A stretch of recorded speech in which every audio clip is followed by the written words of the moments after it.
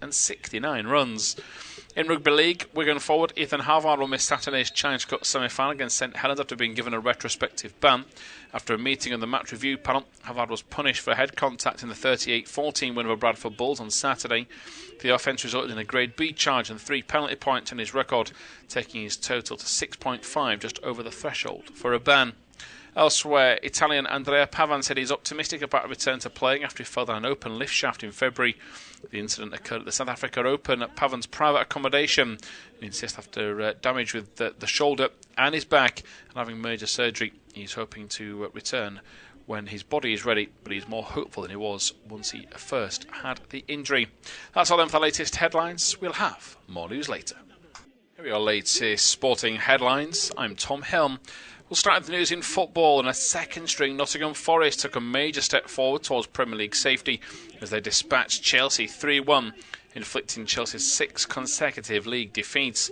Forest boss Vitor Pereira made 8 changes with Thursday's Europa League semi-final second against Aston Villa in mind, but 2 goals from Taiwo Awoniyi and Igor Jesus also helping the visitors open a 3-goal cushion on João Pedro's overhead kick to reduce the deficit. The visitors have now opened up a 6-point gap over 18th place West Ham in the relegation zone, and Forest were in total control from the outset. Elsewhere then, Brighton have agreed a new long-term contract with head coach Fabian Hertzler, according to reports. The 33-year-old German still has 12 months to run in his current deal at the Amex, but talks have been ongoing about an extension.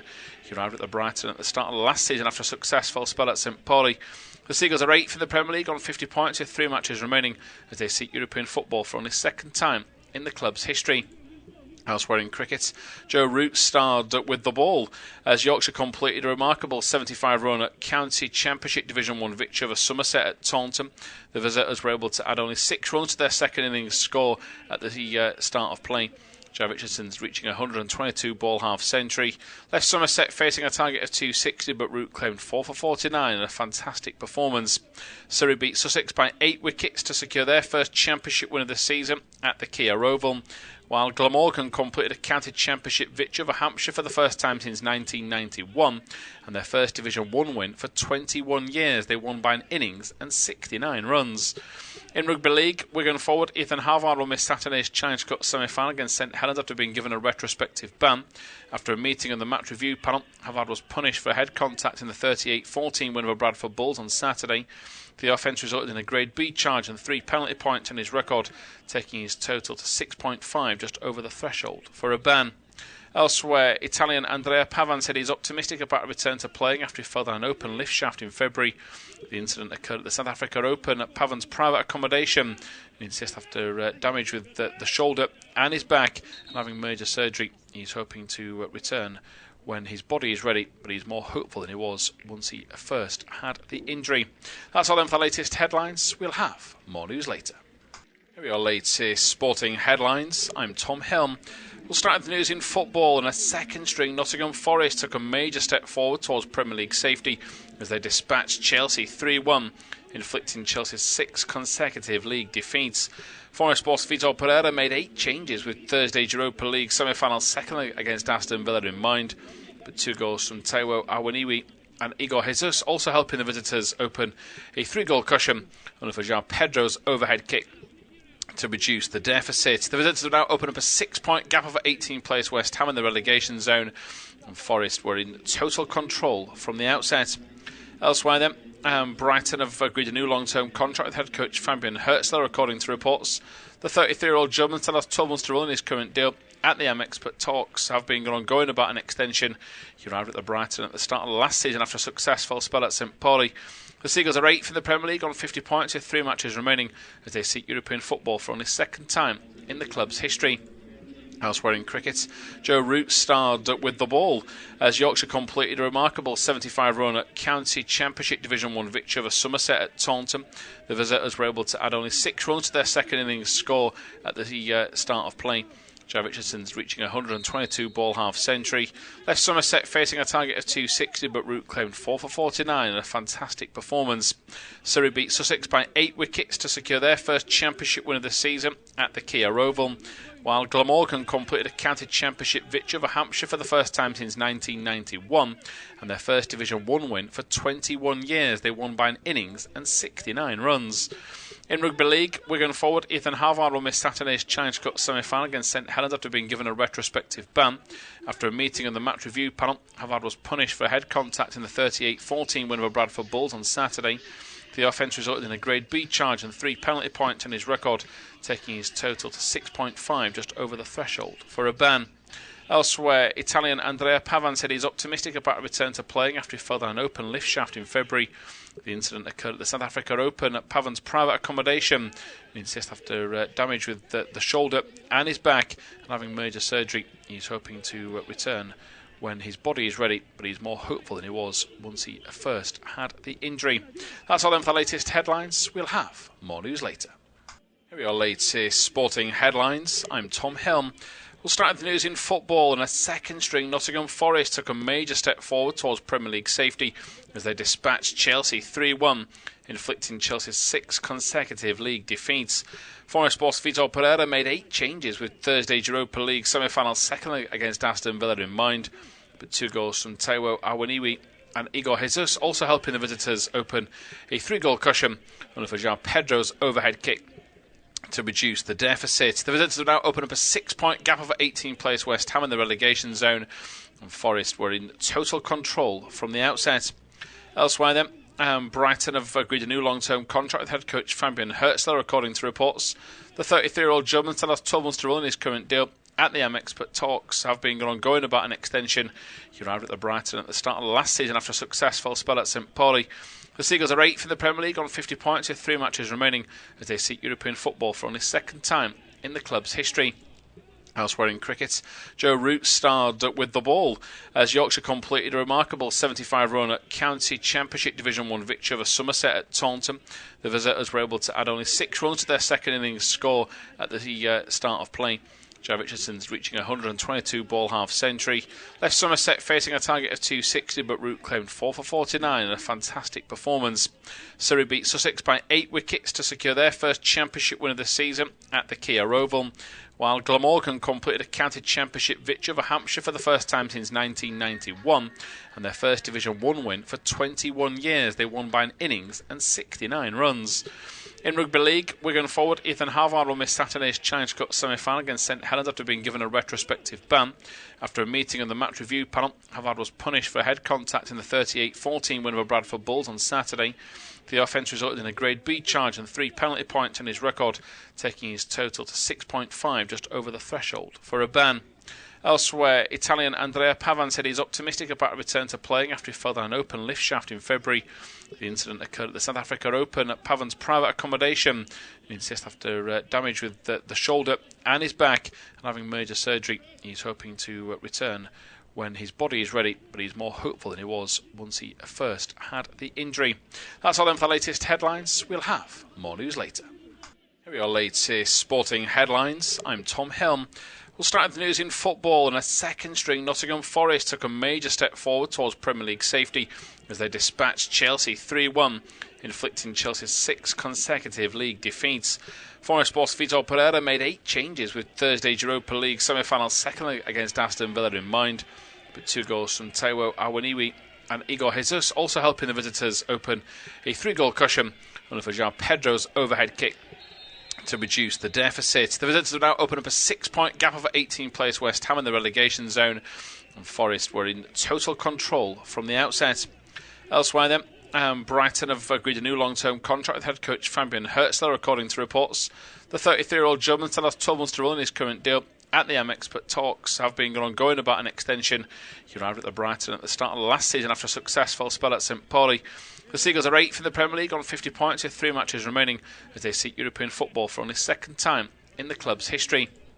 Elsewhere in cricket, Joe Root starred with the ball as Yorkshire completed a remarkable 75-run at County Championship Division 1 victory over Somerset at Taunton. The visitors were able to add only 6 runs to their second innings score at the start of play. Jack Richardson's reaching a 122 ball half century. Left Somerset facing a target of 260, but Root claimed 4 for 49 in a fantastic performance.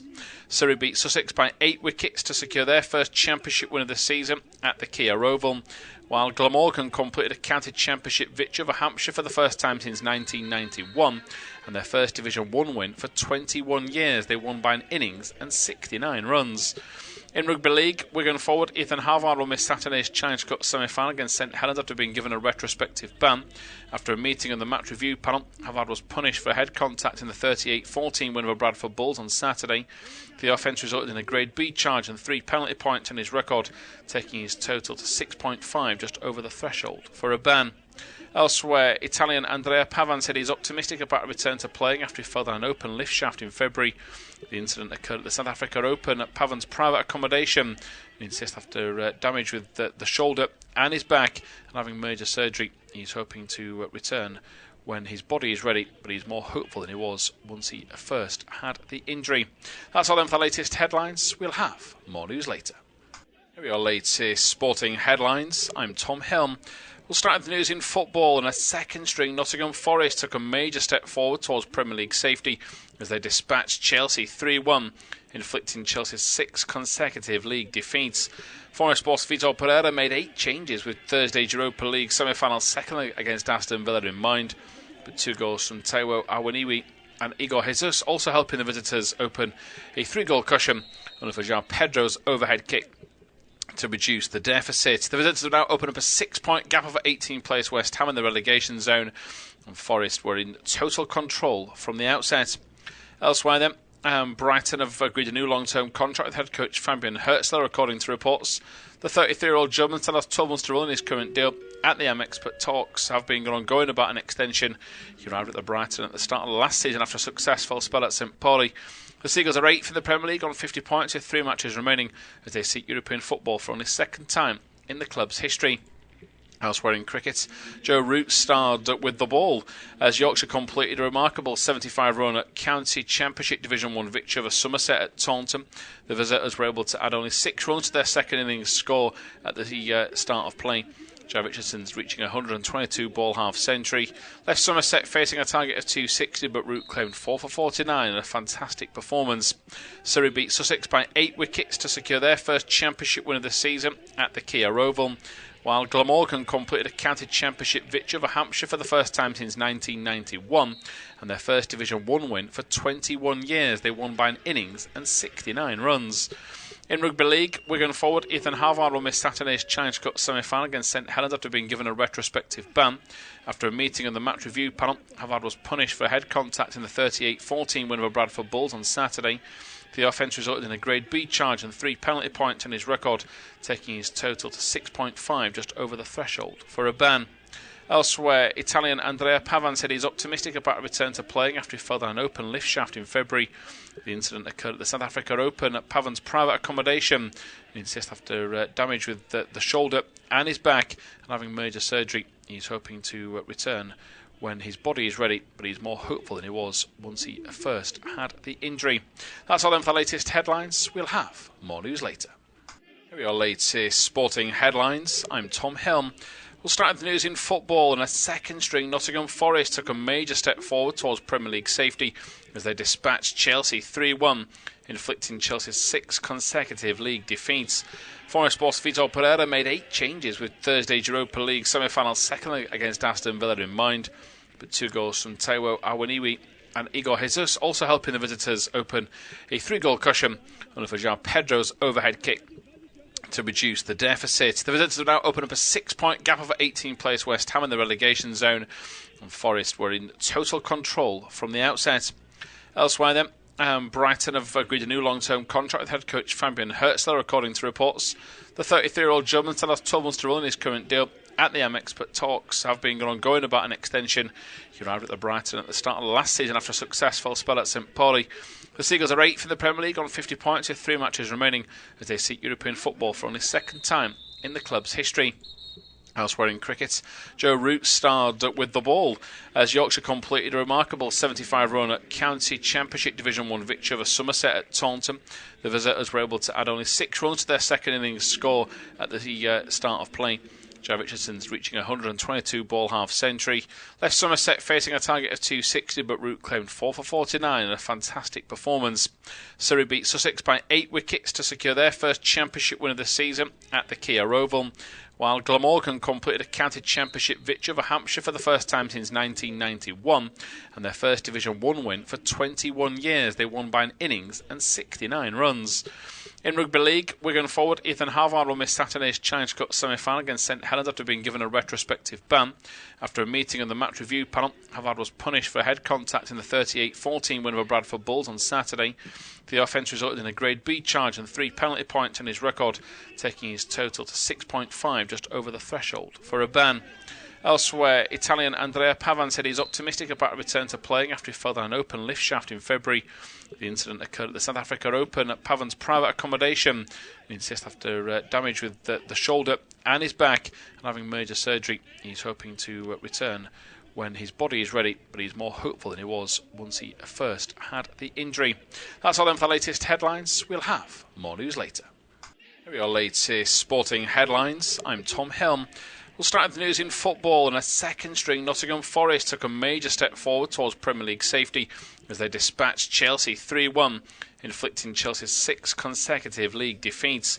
Forest boss Vitor Pereira made 8 changes with Thursday's Europa League semi-final second against Aston Villa in mind, but 2 goals from Taiwo Awoniyi and Igor Jesus also helping the visitors open a 3-goal cushion under João Pedro's overhead kick to reduce the deficit. The visitors have now opened up a 6-point gap over 18th place West Ham in the relegation zone, and Forest were in total control from the outset. Elsewhere then, Brighton have agreed a new long-term contract with head coach Fabian Hertzler, according to reports.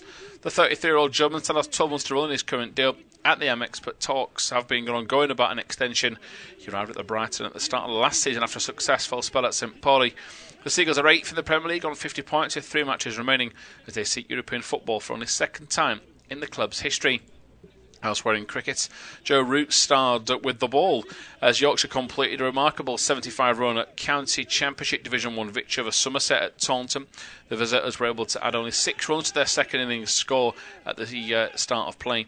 Jack Richardson's reaching a 122 ball half century. Left Somerset facing a target of 260, but Root claimed 4 for 49 in a fantastic performance. Surrey beat Sussex by 8 wickets to secure their first championship win of the season at the Kia Oval, while Glamorgan completed a county championship victory over Hampshire for the first time since 1991, and their first Division 1 win for 21 years. They won by an innings and 69 runs.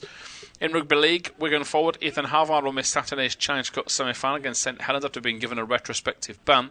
After a meeting of the match review panel, Harvard was punished for head contact in the 38-14 win over Bradford Bulls on Saturday.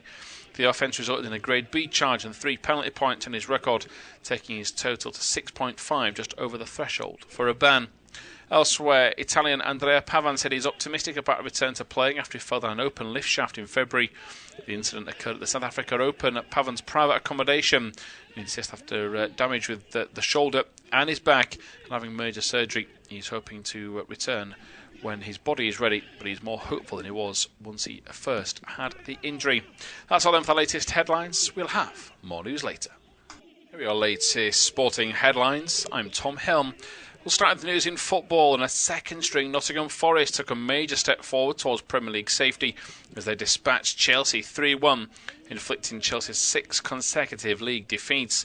Forest boss Vitor Pereira made 8 changes with Thursday's Europa League semi-final second against Aston Villa in mind, but 2 goals from Taiwo Awoniyi and Igor Jesus also helping the visitors open a 3-goal cushion under João Pedro's overhead kick to reduce the deficit. The visitors have now opened up a 6-point gap over 18th place West Ham in the relegation zone, and Forest were in total control from the outset.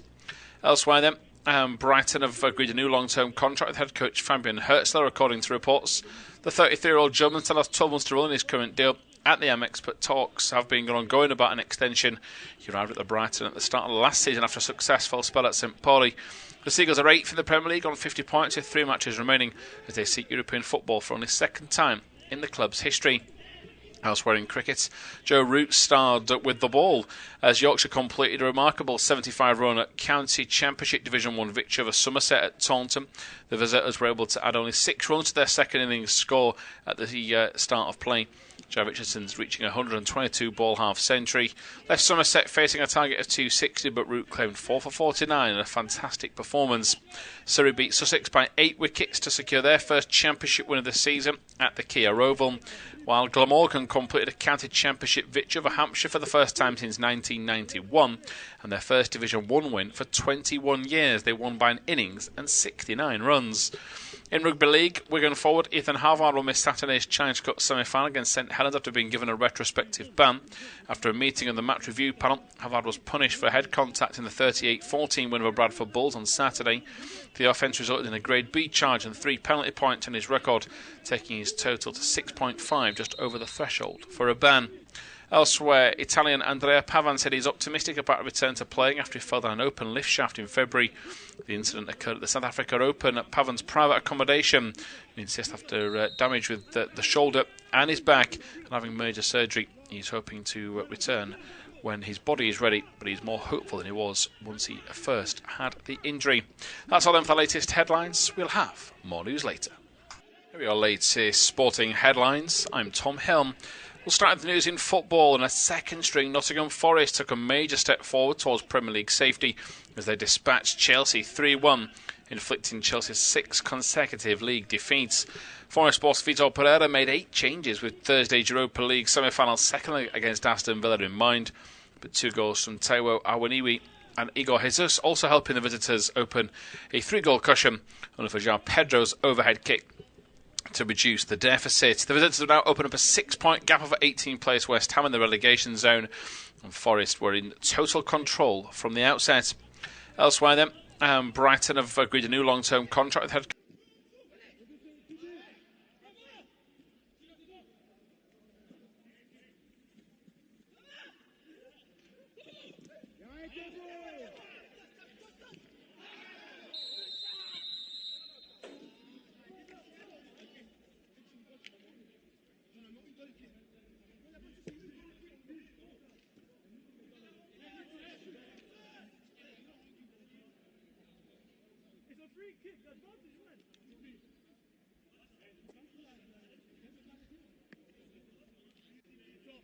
off for Everton against Manchester City.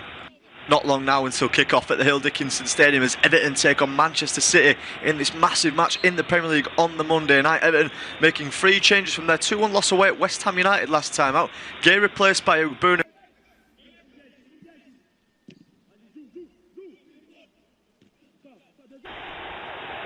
Well, good evening, it's a very warm welcome to this independent unofficial off-tube studio commentary of this Premier League clash between Manchester City and Everton. We're just about ready to get underway at the Hill Dickinson Stadium. It's going to be the home team, Everton, getting us underway. Kieran Dewsbury with a rather unprecedented tactic at the kick-off. Chooses just to kick the ball up in the air and straight towards Donnarumma. Everton playing from right to left in their usual blue shirt, white shorts and blue socks. Manchester City in that rather dashing alternative kit they've got, the grey one that's got the neon green patterned all over it.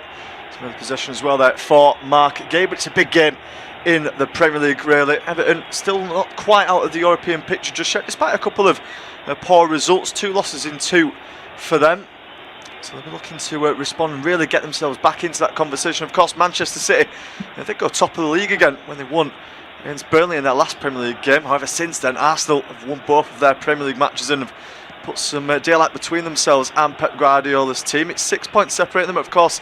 City with those 2 games in hand. The first of those is this evening, so the pressure is all back on Pep Guardiola's team. A lot on the line in this game, as you might expect. Just some early possession right at the start of this for City. Everton having the kick-off, but it's been City passing it around at the back ever since then. It's myself, Joshua Makin, alongside me, Tom Hill, taking you through this one this evening. And Tom, it's all on Manchester City to respond now to Arsenal. Yeah, good evening, Josh. And it's a massive game, isn't it? I mean, Everton will look to try and make the headlines. If you're a player, you want to be motivated to be involved in meaningful games. And of course, Everton are looking to try and get the slim hopes of the higher finish this season and try to get into Europe. So, massive game for both clubs. You know, just because it's all about the title race in the mainstream.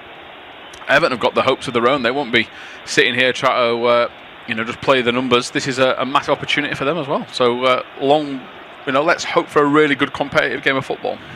Yeah, City just threatening their first real attack of the game at the moment before Nunes slips over it, and Njai could be away just past the halfway line. Nunes has just about managed to recover, but Njai retains possession. Good footwork from the Senegalese international. It's great defending though again from Nunes, who just gets himself the right side and passes it back towards Donnarumma. In terms of the team news, Everton made 3 changes since their last game. That was a 2-1 loss away at West Ham United. One of those changes has been enforced. That's Idrissa Gueye, who's had to drop out due to injury, so Irugbunam plays in the midfield. It's then 2 changes in attack as well, as McNeil and Barrett make way for Roll and Beto. So the full lineup for Everton as follows: it's Pickford in goal, back 4 of O'Brien, Tarkowski, Keane and Mikalenko. It's Garnett and Irugbunam in the midfield with Dewsbury Hall, Roll and Njai. Imran Beto starts up front. For Manchester City, it's 8 changes from their 2-1 victory over Southampton in the FA Cup at Wembley. However, it is just the single change from the team that beat Burnley in their last Premier League game. Nunes, Gonzalez and Cherki are the only survivors from that Southampton encounter. So Donnarumma is the goalkeeper. Back 4 of Nunes, Kusanov, Gueye and O'Reilly. It's Silva and Gonzalez in the midfield with Semenyo, Cherki and Doku. Ivan Haaland, of course, leads the line for Manchester City. 3 minutes gone at the Hill Dickinson though. It's still goalless. City have got themselves a throw-in over on that far side of the pitch though. In fact, it's a free kick. It was Roll, the German loanee, who gave it away on that occasion. So Bernardo Silva is going to swing this one in. Of course, wearing the captain's armband this evening for Pep Guardiola's team. Matt Gueye and the likes all up in the box. Cherki also standing over this one. Silva knocks it short towards the Frenchman, who now edges up towards the edge of the penalty area. Shown the other way by Dewsbury. Also takes the conservative option of Kusanov. Out towards Nunes. Eventually over now for Semenyo. Looking to have a run at Mikalenko for the first time. Nice back heel as well towards Cherki. This is dangerous for City. It's Nunes on the right side. Tries to cut the ball across. Good defending though from Michael Keane, who just steps in the way of it. And Everton might again be able to launch a counter-attack. Dewsbury all needs support. He's not going to get it. Cherki gets himself in front of the English midfield. It's going to be a free kick as well, and Cherki down in quite some pain after that. Yeah, I don't understand. I think Cherki is milking this, but I don't think Dewsbury Hall needed to be so aggressive. He has got his arms around the neck. I'm not saying that he deserves to be sent off for this. He hasn't. He's just caught he just put the arm up. I think he's caught him with a stray elbow. So I think Cherki's got every reason to go down, but the play acting, the rolling around is perhaps not needed. But I don't think there should be a card for it. I just think maybe Dewsbury Hall was just for a very slight when you see a player and you couldn't see him at the last minute, you just put your arm up as protection. But there was no real I've gone to do him dirty sort of element. But I'd give him an 8 out of 10 for the 6 rolls he did. Gueye now trying to advance forward for Manchester City, but he's lost out, and Beto can try and move down that right side. Jeremy Doku far too quick for him though, and eventually takes it off him. Now again it's Nunes in the centre, across towards Gonzalez, who scored an absolutely fantastic goal in that game against Southampton. It was looking ropes, and Gonzalez has made an error here, and Dewsbury all stolen the ball off him. He's up against 3 City defenders. He finds Garner now. Beto's making the run just ahead of him. Garner forced towards the other side of the box. They've got to be careful with the tackles here, Man City, not concede a penalty. Garner eventually tries to put a ball into the area. Can't really get any loft on it though, and City are able just to deal with it. Can now try and get away down the right side. A few early slips though from the Manchester City players as Cherki with a good run. Pass isn't quite as good though. Mikalenko flicks it up in the air. Cherki's down on the deck again, but this time it's not going to be a free kick, and Garnett can move forward for the Toffees. Now inside towards Irugbunam. Great tackle though from Gonzalez, and now it's City's turn to get away down the counter-attack. Semenyo up towards the edge of the box now. He's waiting for the options to make the runs ahead of him. Eventually now over towards Silva. Finds Doku over on that far side. He'll now get a run at Jake O'Brien for the first time. Plains O'Reilly instead. Tarkowski coming across though. It's good defending from the Englishman though, and out for a corner. Yeah, really open play, isn't it, Josh? I think it's been quite enjoyable to watch. I thought, to highlight the boots, that's 2 players that have slipped in quick succession, and maybe have Everton put some extra moisture on the pitch tonight before kick-off and told the players to wear the studs. And this is the fine margins of games where you try to get the upper hand on a team that are better than you technically. If they can't keep their footing, then maybe it levels the playing field. But that is 2 quite eye-catching slips for no real reason. Yeah, first set piece though of the game, out the first corner I should say, for Man City. They've taken it short, and it's Doku up against Njai. Now Silva looks it back towards Nunes, about 35 yards from goal, so he finds Cherki. Right-footed cross will come in from the Frenchman. It's dinked in. There's Gaze. Well, he knocks it down, looking for the run of O'Reilly. A bit of miscommunication between the Everton defenders as two of them can't decide who's going for it. In the end, O'Brien does get the clearance away. It's going to be a throw-in to Manchester City. Once again, taken quickly as the visitors look to get in the ascendancy. Cherky with no ball. He finds Semenyo on the edge of the area now. He's not got too many options, though. Have to go a little alone here. The Ghanaian international eventually finds Silver, edge of the box. Now towards Cherky. First-time effort from him as well. Always going over the bar. Pickford doesn't have to make a movement towards it. And first shot of the game goes wide. Yeah, it's not the worst effort, is it? I mean, never really troubling Pickford, who doesn't flinch, but he has to hit this. The area is in. You'd like to maybe had the original pass from Bernardo Silva, because then he's leaning back a little bit, and he is complaining a little bit there, Cherky, that I think he wanted it quicker. But that's probably just such as the perfectionist that he is. And it's been a lively start, though. I know they've not had to do much defending, but they've been bang at them, Everton, and really in their faces. Yeah, Pep Guardiola on the sidelines, not quite animated at the moment, but he will have confidence in this game. He's unbeaten in 14 against Everton since coming to the league, so he's done really well against them.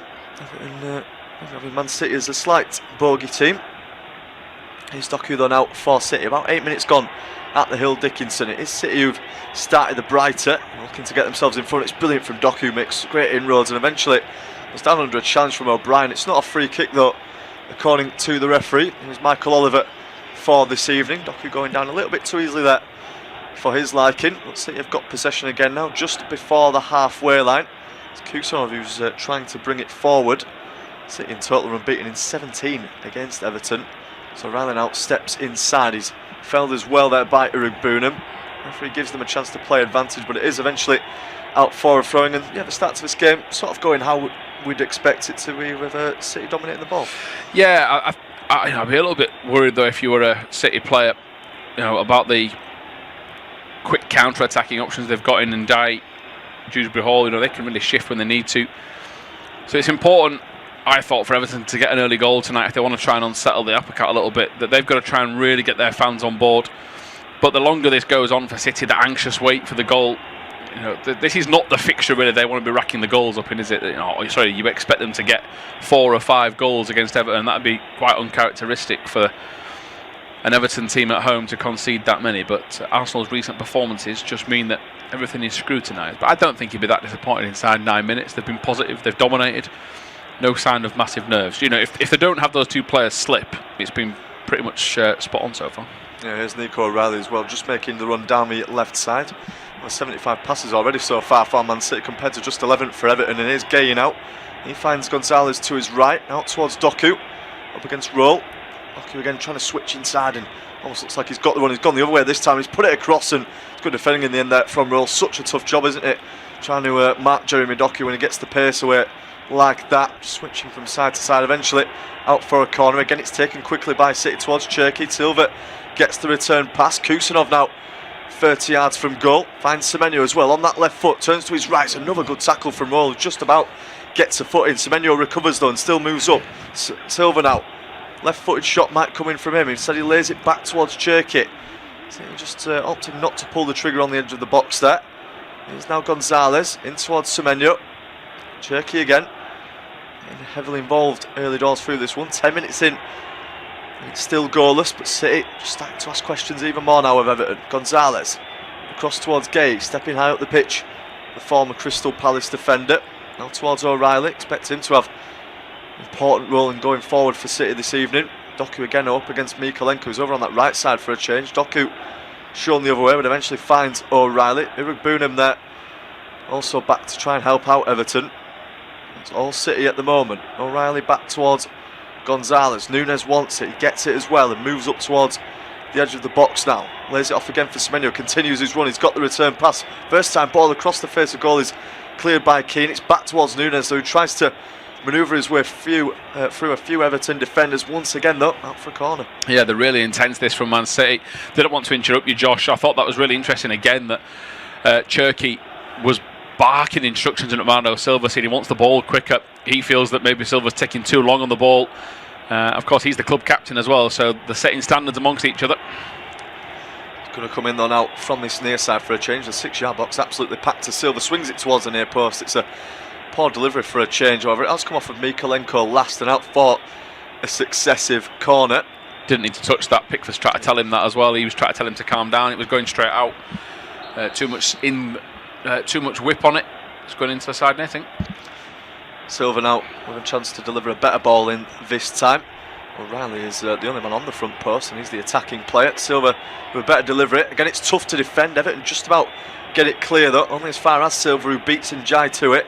Now Nunes across towards Cherki again, who's darting up towards the edge of the box now, going on one of those runs that he loves. In the end though, pass is a little bit wayward to Haaland. He's stuck a foot in though and found Bernardo Silva. Again, it's City who've just got Everton pending. Have got Everton pending, for the time being. Can they make the most of it though? 12 minutes gone at the Hill Dickinson, still 0-0. Doku up against O'Brien, gazing space though over towards his right. Eventually finds him. Right-footed ball across towards Nunes, just outside of the D. Passing inside towards Haaland. Can he get the space for the shot? He's trying to move it onto his left foot. I think there's so many players in the way, even though, and eventually a free kick given away, and Everton will really appreciate that. They've been under some heavy pressure. Yeah, he's done well, Garner. I can see what the referee's giving it. There's not a lot in it, but it's because Garner's squared up against Haaland's running a straight line, and Garner's just squared himself up and waited for the contact. And I think if Garner's shoulder to shoulder, the referee doesn't give that, but because he's opened up his chest, it looks like a push. But I don't mind that. I thought City were going to pull the trigger early with Nunes, and he didn't. Then he fired it at the feet of Haaland. There isn't many better players you can fire the ball into his feet and play off him. But Everton have done really well to suffocate the space. They're not allowing much space in behind at all. Yeah, ball goes long from Pickford. It's met by O'Reilly, who then finds Doku, who's been really lively at the start of this game. This time Irugbunim though with a good sliding tackle and puts it out and throwing on the halfway line. David Moyes now back to his chair. I mentioned about his poor record against Pep Guardiola. He's never defeated him just yet. That to change this evening, despite the couple of poor results that they've had recently, especially that one against West Ham. Of course, it's not been a great weekend for them. Tottenham winning and themselves losing away at Brentford.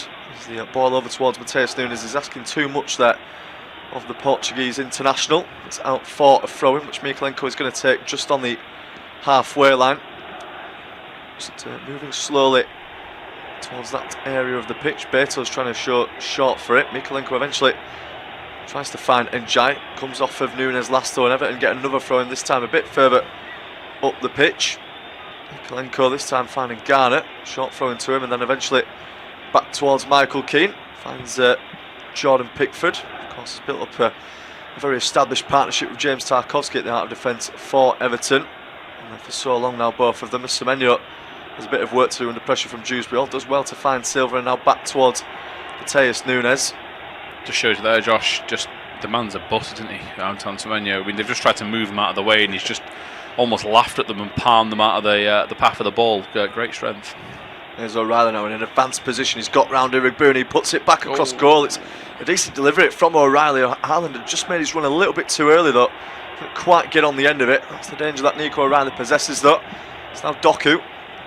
Okay, thinking about making the overlapping one as Doku moves inside, tries to play it through the legs of Irugbunim. It's back towards Gonzalez now. 15 minutes on the clock and still no goals in this one at the Hill Dickinson Stadium. City, as you would expect, they're looking the most likely. It's Cherkin out, gets it again.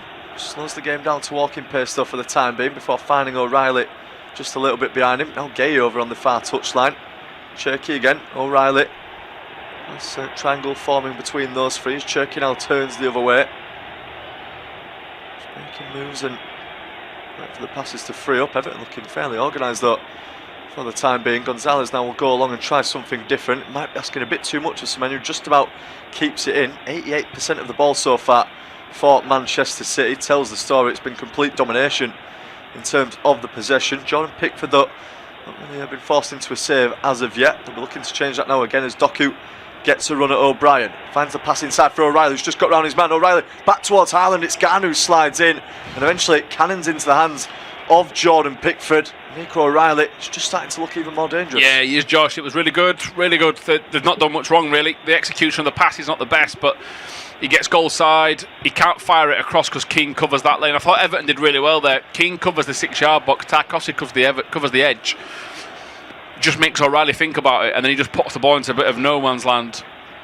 But I think that's better defending than it is poor attacking play. Yeah, he's defending really well so far, Everton, to say that City have had so much of the ball. They're just forcing them into areas where they don't really have too much to go off of. Doku's looking to change that again though, now up against O'Brien and Roll. Knocks it back again for Matt Gay. Now for O'Reilly.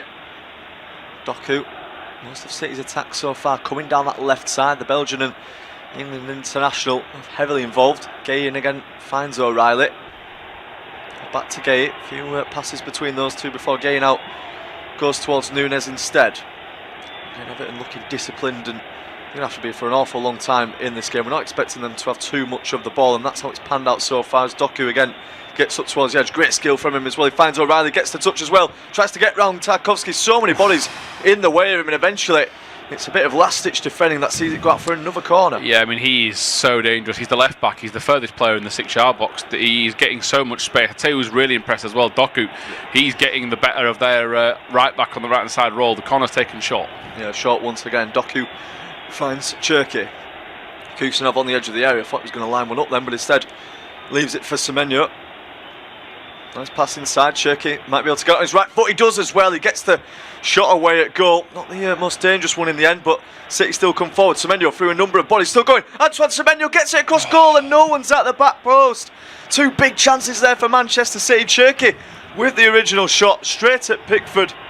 Brilliant skill from Semenyo to go around a few players, and eventually no one can get on the end of his shot. Yeah, his reaction, Josh, tells me he's claiming he's put this across for a pass, which if he has, he's done the wrong thing. He should put his foot through it, but he's trying to tap it in. Nobody in City colours reacts, but he's annoyed. There is nobody taking a gamble. I think if he goes bottom corner, he scores. But yeah, just great play, just power, finesse. You know, Michael Keane stands and looks and goes, "Oh, please don't turn," and he does. You know, he's a sitting duck once he moves. It's a case of when, not if, at the moment, the way they're playing, and Everton are hanging in.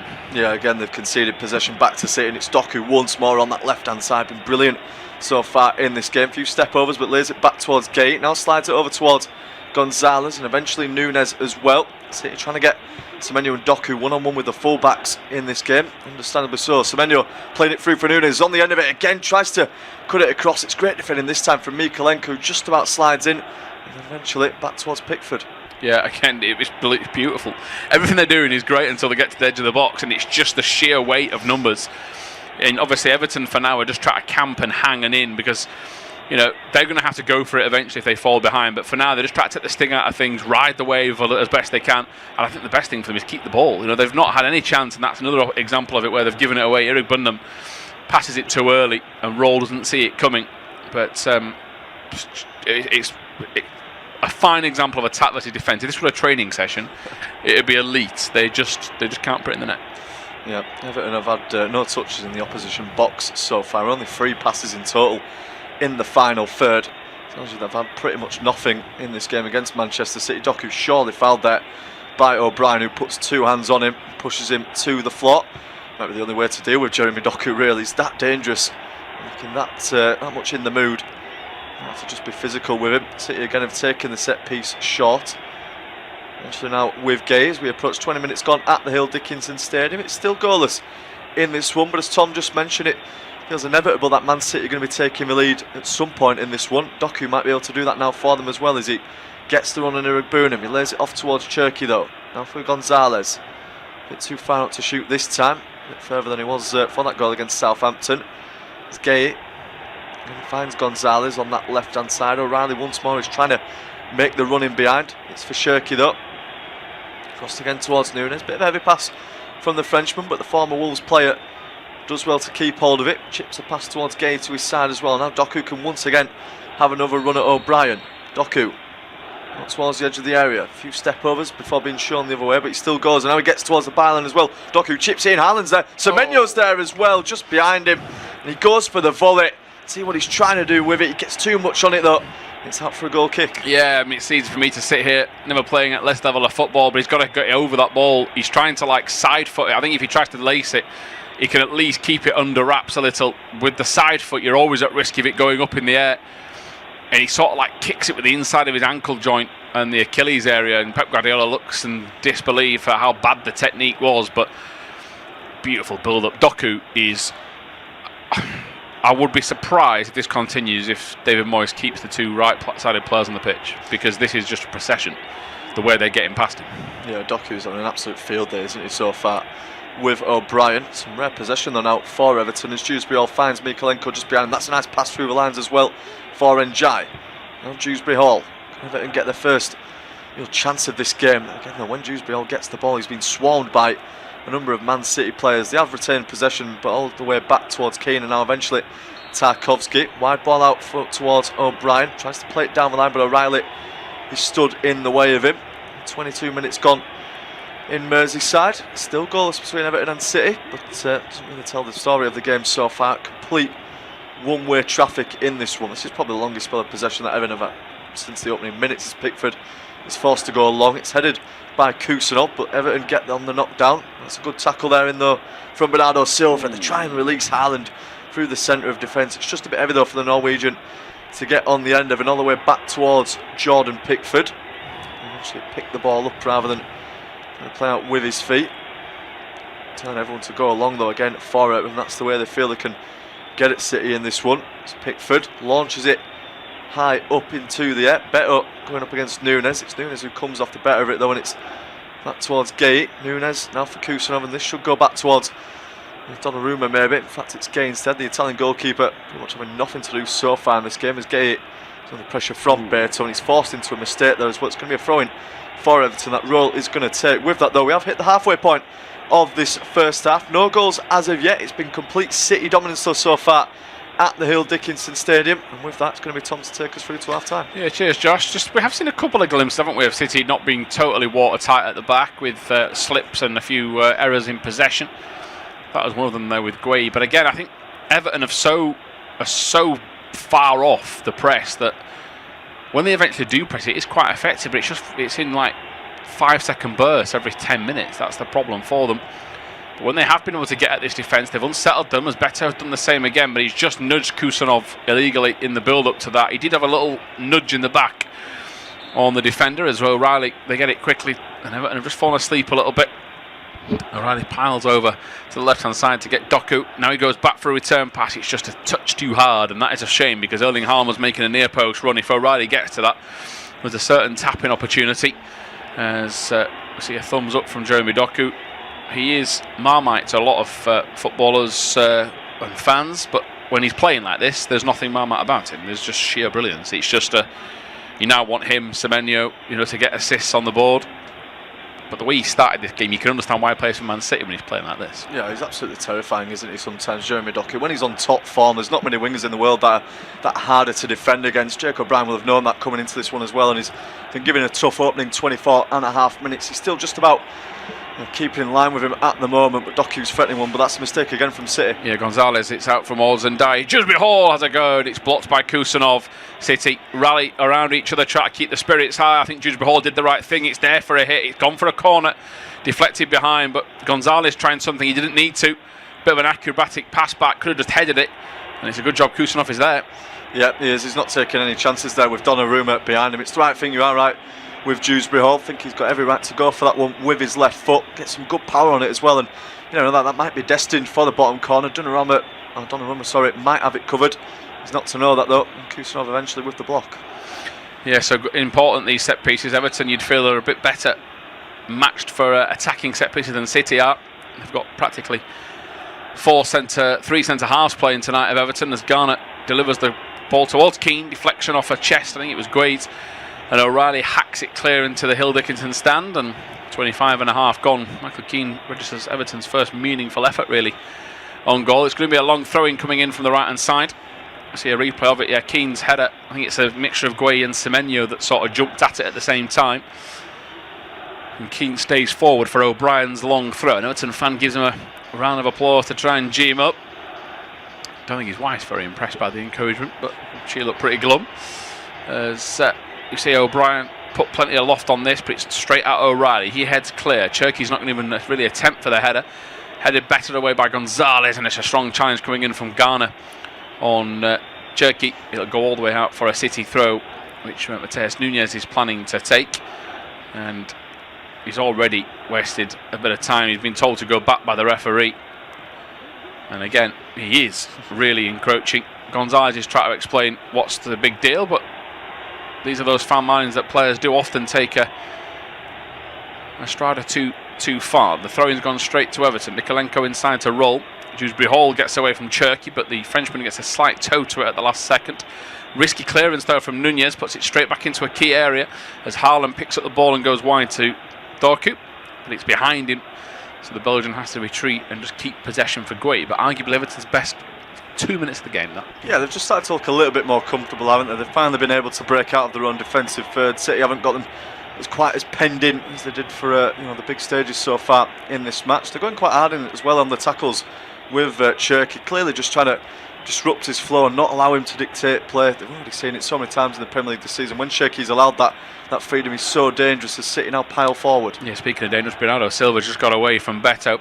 Tremendous work right there from Joe Garner's dug his heels in to try and stop O'Reilly. That's the sort of efforts they need. Beto puts the arm up to apologise, I think, to Pickford, who's telling him he's got to do better than that. Bernardo Silva's an elder statesman in comparison to some of these players on the pitch, as Doku tries to get past Roll, and he has done so, but he hasn't got a crossing opportunity. Roll, to his credit, comes back for a second nibble. It's back to Gueye, who on his right foot goes to Gonzalez. Slight overhit on the drag back from him. Here's Kusanov, looks at a shot, will line up a shot, and the effort is as bad as it gets. There's you can hear the laugh from Josh making to my right hand side, because that was atrocious. Yeah, not the best effort there from Kusanov. Not exactly what he's regarded for, is it? With his game, I thought he was going to line one up a little bit earlier on as well. He decided not to on that occasion, so maybe I've just been thinking about it ever since. But it's a wild effort from the Uzbekistan defender. He's at such a range away from the goal. I'm sure his teammates won't appreciate that one for him, because it was looking like City were once again about to be able to pen Everton in and put them under some real pressure. He just allows them to get themselves out of it. Pickford smashes the ball away. Nunez headers the ball forward. It hits Njai. Kusanov nearly gets caught. Rise to China. He's done tremendously well. That's superb from Kusanov, and he gets it to Haaland. Now he gets away to O'Reilly, but a lack of options in the final third forces the England international to check his run. Bernardo Silva dummies the crossfield ball to Cherky, and it's a decision that is perfect because Njai was lurking. Gets to Cherky anyway via the feet of Gonzalez. Cherky goes back inside to Nunez. 29 minutes gone, still goalless at the Hill Dickinson Stadium. Here is Kusanov, who he's slowly but surely showing everyone why City signed him. He had that horror debut. He's just gone down here for a foul on Beto, and we've got a few spins on the deck from Kusanov to say he's in that much pain, but Beto is the one that's adjudged to have caught him. Kusanov is pointing at the Achilles to say he's been done intentionally. Your thoughts, Josh? I'm not sure. It looked like a little bit of a delayed response from Kusanov. I imagine he's felt something though from Beto. It doesn't seem like the type of player to just throw himself to the floor like that one. We'll see the replay from behind. He of course releases the ball. Beto goes in for the challenge and maybe just catches him on the back of his foot. The angle we've been shown is not the greatest one though. It's quite far away. The second one might be a little bit better. There's no malice in it from Beto. He's just sort of moving around him and eventually catches Kusanov. He should be able to be back up to his feet without any treatment. He is as well. The game is back up and underway, but when he went down like that, it was slightly worrying for a moment. John Pickford's getting a reappliance of the gloves for some issue. He's needed some. Well, he's got some new tape, and then he's readjusted the glove straight after and given the technical member of staff a bit of a glare as Kusanov this time gives the ball away. A pass that didn't need to be risked as Njai gets it from Dewsbury Hall there, as busy as ever on the counter-attack, and Njai will take it forward up towards Dewsbury Hall, who gets past Kusanov, falls to Njai. It's going to be hacked away by Gonzalez. It's up towards Haaland, but Keane's got a free control. Here's Garner, Mikolenko, and a touch off Semenya, who pressurises well, and Donnarumma is happy with that effort in the final third, and it's Everton doing a bit of attacking for a change as we see the ball played out towards this right hand side, and it's a City throw-in in which Nunez has possession. He just pops the ball back to Bernardo Silva. Beto pretty much in no man's land between the two players to press, so he has to give the ball away. Here is Donnarumma out towards Silva again, out to Nunez. He will fliff the ball down the line to nobody. You are right, Josh. City are just losing their grip. It was a very intense grip, but I'd say maybe since the 26th, 25th minute mark, there's been nothing in this. Yeah, I think you're definitely right. I mean, it was so one way at one point, wasn't it? With Manchester City, it looked inevitable they were going to get that opening goal. It could now be Everton who were on the attack with Roll. Yeah, what a ball in behind Rolls in the penalty area. Dewsbury Hall's on the edge of the box. Beto, Donnarumma tips it away on the rebound. Beto goes for it, and Kusanov gets across. Oh, it's a block that could save City's title hopes, both keeper and defender. What a ball in behind that was for Everton. And I think he did the right thing, Roll. Dewsbury Hall was a good option, but he's gone for the jugular right across the heart of goal. He's nearly going to tap it in. Should he lay it off, Beto? Maybe. The better angle, maybe. But it's very close, Josh. It remains goalless. Yeah, I mean, it's just fine margins, isn't it, there? I mean, Iliman Ndiaye definitely thinks that he should be laying it off for him. Better going for goal himself and just playing it off of Kusanov. But we are right. I mean, we said earlier that City did look susceptible at the back, and they've just proved it there. Everton rolling down that right-hand side and great pace about him. I think Dewsbury Hall again, maybe the better option. And they've got this set piece now as a result. Yeah, all the way to the far post towards Tarkowski. Riley jumps up for the header. Kusanov's pushing Tarkowski. Two of them come to blows. Tarkowski laughs. Kusanov laughs it off. I think and I hope the referee is going to let this go, but Kusanov isn't intimidated by the veteran. The referee is going to want to word them anyway. I do sometimes feel that the game would be so much better as a fast-flowing environment to just let this slide. They've clearly forgiven each other. Yeah, neither of them wanted to take it any further, did they? It was just sort of the quick coming together. Kusanov wants to back away. He's been told by his teammates to go and speak to the referee, sort of get his telling off, but I'm not surprised he's not going to be intimidated by him. Of course, from Uzbekistan, he's got something about him. See what it comes from as well. I mean, Tarkowski just holds on to Kusanov's shirt. It's a little bit sort of just back and forth, isn't it? Kusanov then goes into him. A little bit needless from the both of them, but yeah, I didn't think it warranted a yellow card, and that's good from Michael Oliver. Oh, beautiful from Haaland. He's nutmegged Garner. Now he's away. Cherki's in support. He's got Semenyo to his right-hand side. Semenyo's got to try and get past Mikalenko. He will try and outpower him. He'll go towards the byline. He'll Cruyff turn his way back in possession. Now he's looking for a way through. Does well, does Semenyo. Gets it back inside to Cherki. Here's Gueye. Wide to Doku. Doku's looking for a way through. He'll turn inside and have a go. He slips as he does so. It's out to Beto. And Gonzalez gets to the ball. And he's just trod on the ankles there as Beto, accidentally again though, and it's back inside into Cherki.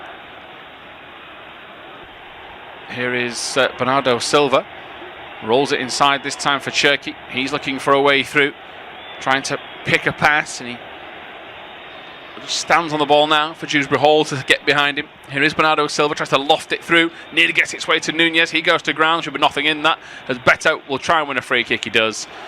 It's very smart striker play. Goes to ground easily, stands his ground at first. Once he feels the power, he goes to ground. All strikers do it nowadays. Yeah, it's good all up plays, isn't it, there from Beto, doing his defensive duty and just sort of inviting the contact there from Nico Gonzalez. This time Tarkowski having a laugh with Erling Haaland, who's been very quiet so far, hasn't he, the Norwegian striker? You do get it sometimes with Erling Haaland, you know, obviously if he's not going to be getting the service, if he's marked out the games, he does sort of just pass by in games, but all he needs is that one chance. City haven't just been able to give him it yet though. Still plenty of time yet to go in this one. Pickford now is going to launch it long again. Yep, 10 minutes to go. Get this well and truly clear. Put the ball in the City's half, see what you can do. Pickford has made a career out of becoming an option from a deep line position for Everton. As Gueye heads clear from that high, long, lofted pass, and he's looking for a bit of a respite. Is Mark Gueye really? City know they're in a dogfight.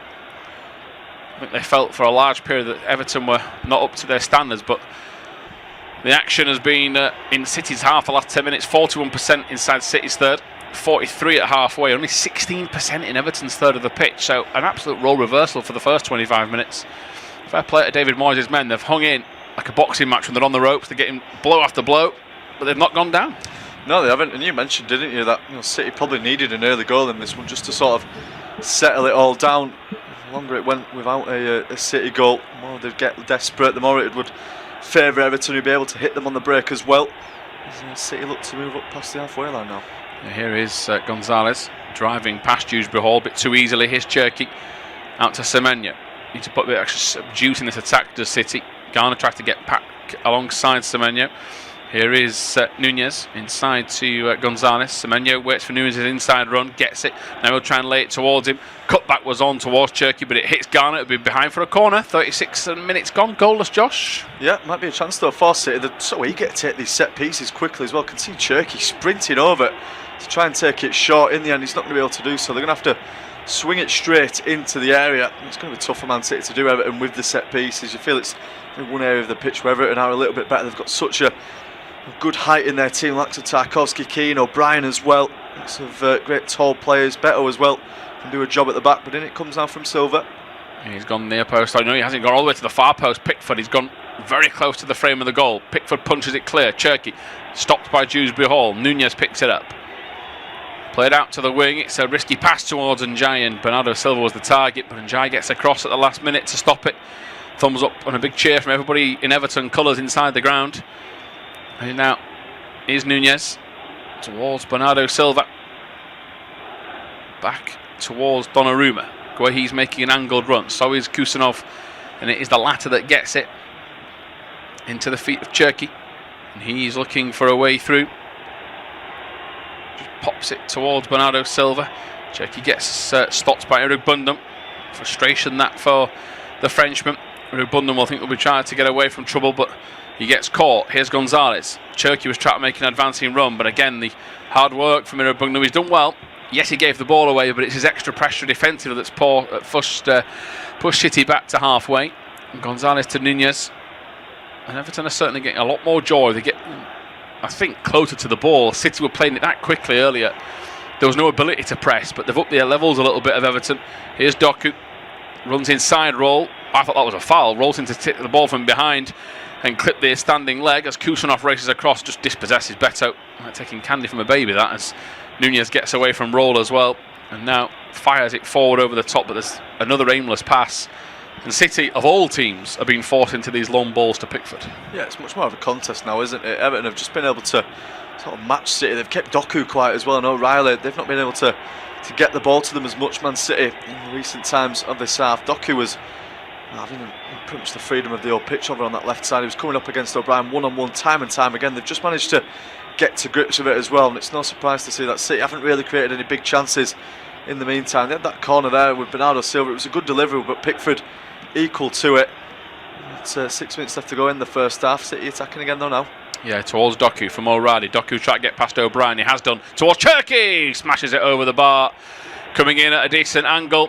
If you'd seen the game between Hearts and Rangers, similar sort of position that Lawrence Shankland scored from, albeit coming onto the ball a lot hotter. Should do better, Josh.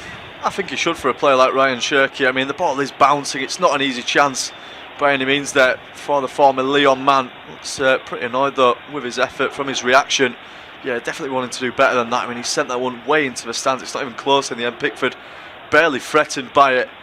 Pep Guardiola just slumped down back in his chair now. Better though again from City, who've managed to finally get Doku one-on-one again with O'Brien, and every time he does, he's got, beats him for pace every time so easily. Gets to the byline and always gets his ball back across the face of goal. It's just this time that Cherky can't keep the effort down.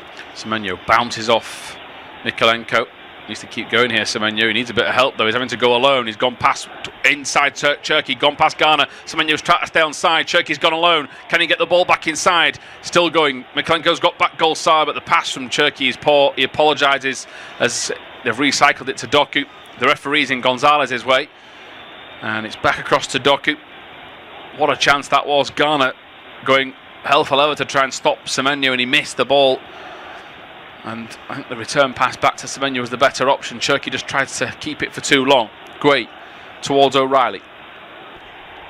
Flicks inside towards Cherky. Off balance, he gets it back to Guehi. Goes again towards O'Reilly. Trying to hang the ball up. He does. It's deflected off Garner. They're both claiming a goal kick and a corner, and it is Garner that gets the call. 41 minutes gone, goalless. And now we're getting more like what we had for the first 25 minutes. Yeah, we are. We're just seeing City ramp the pressure up a little bit again. It's crucial again, though, from James Garner. They're going to have to work so hard out there in this game, Everton, just to try and keep City at bay, win those sort of moments. David Moyes writing down on his notes at the moment. I'm sure he'll be happy with what he's seen from his side so far. If you can go in at half-time goalless and level with Manchester City, and they're in this current form, you must be doing something right. Yeah, and he's giving out instructions. He's Moyes, he's a real veteran in this game.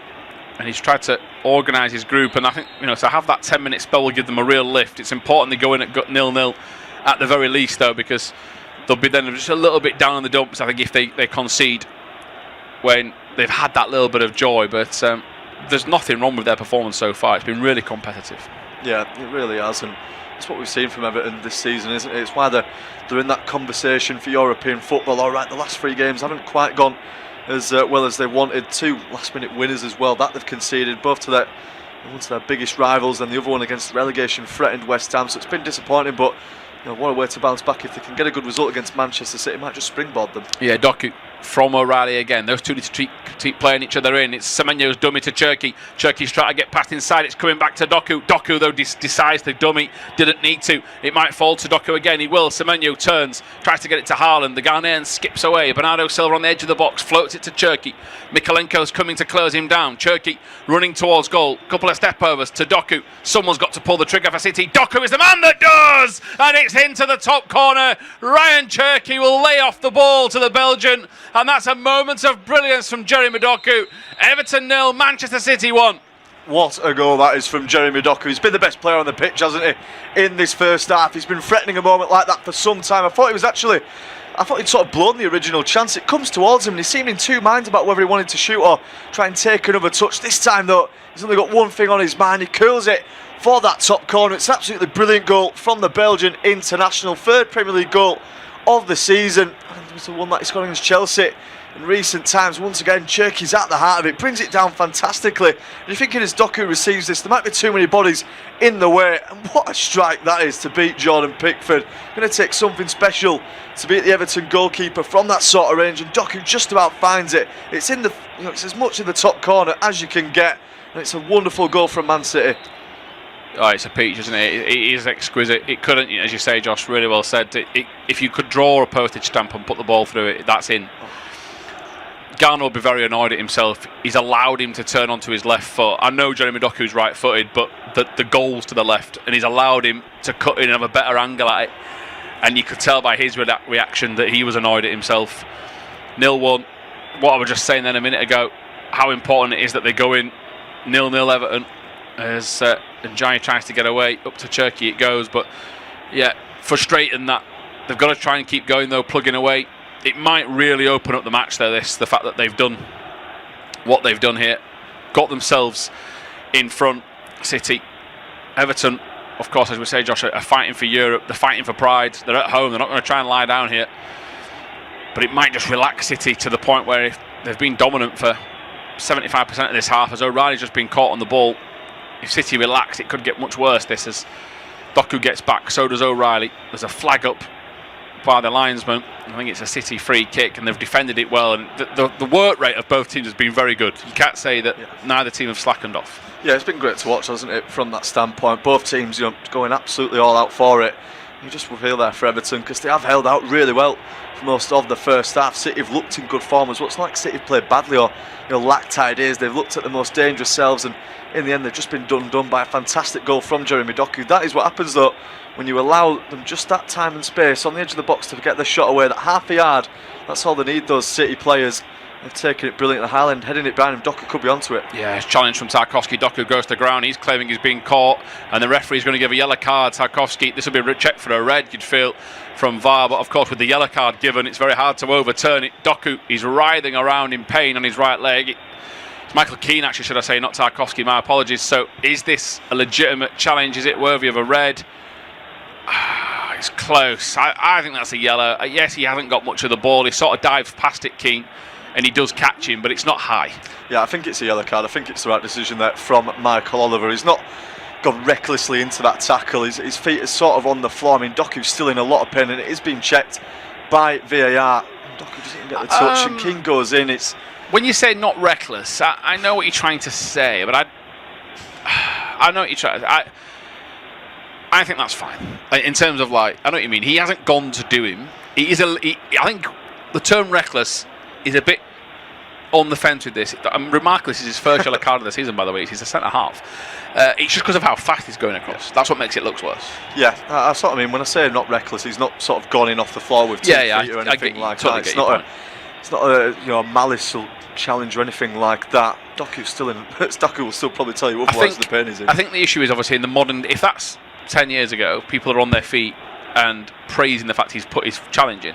It's not. He hasn't got the ball. It's a free kick. It's a good bit of refereeing, I think, for Michael Oliver. We're into stoppage time. 2 minutes was added on. Doku is still down. He's going to be okay. Not to say that didn't hurt, but there's been some great breakdancing by some of these players tonight. Look like turtles upside down on their back. Some of them when they're arriving around. Doku shakes their head. He obviously feels like it's been a bit of a poor call that from the officials. But as it currently stands, it is a fair call from the official, and we shall wait to see what can happen from this set piece. Bernardo Silva has gone across to take it. Haaland and O'Reilly are the only two players in the 6-yard box. Guehi on the penalty spot. Semenyo's getting in there.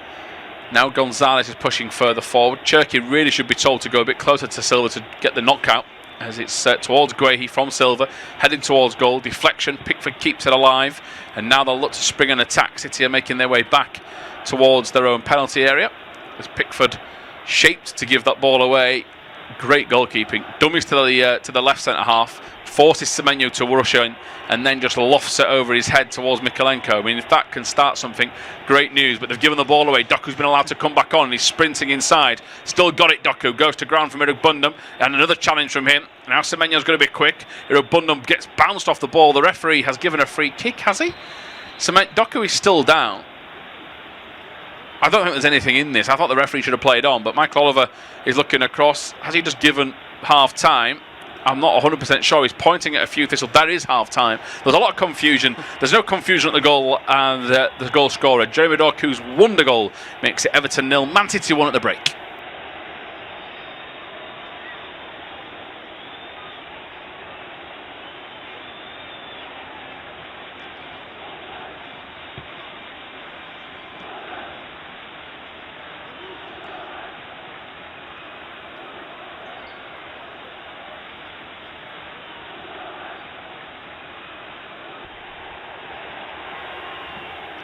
Half-time at the Hill Dickinson Stadium. It's Manchester City who hold a slender goal lead going into the break in this one. It's Everton 0, Manchester City 1, and what a goal it was as well to separate both these two sides. Jeremy Doku's been by far the best player on the pitch in this first half. So dangerous down the left side, and his goal has actually come from the centre of the box. He's picked out an absolute peach to put it past Jordan Pickford into the top left corner. Everton have held out mostly well for the majority of the half, but they've been undone by that goal, and it's 1-0 going into the break to the City.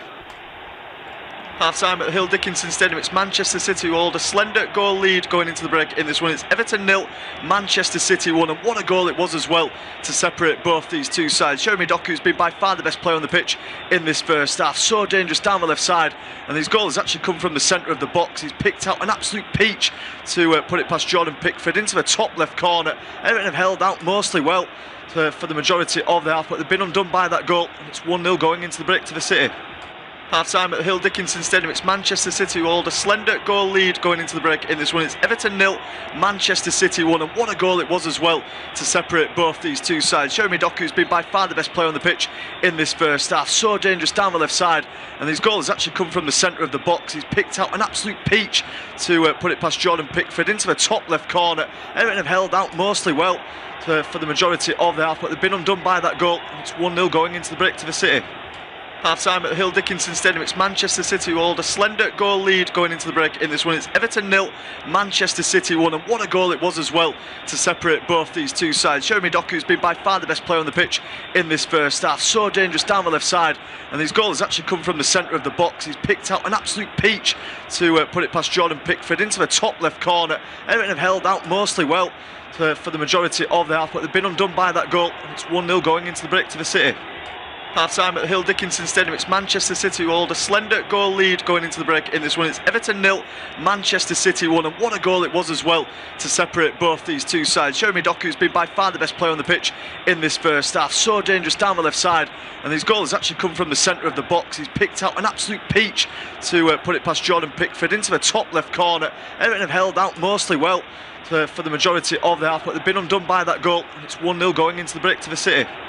Half-time at the Hill Dickinson Stadium. It's Manchester City who hold a slender goal lead going into the break in this one. It's Everton 0, Manchester City 1, and what a goal it was as well to separate both these two sides. Jeremy Doku's been by far the best player on the pitch in this first half. So dangerous down the left side, and his goal has actually come from the centre of the box. He's picked out an absolute peach to put it past Jordan Pickford into the top left corner. Everton have held out mostly well for the majority of the half, but they've been undone by that goal, and it's 1-0 going into the break to the City.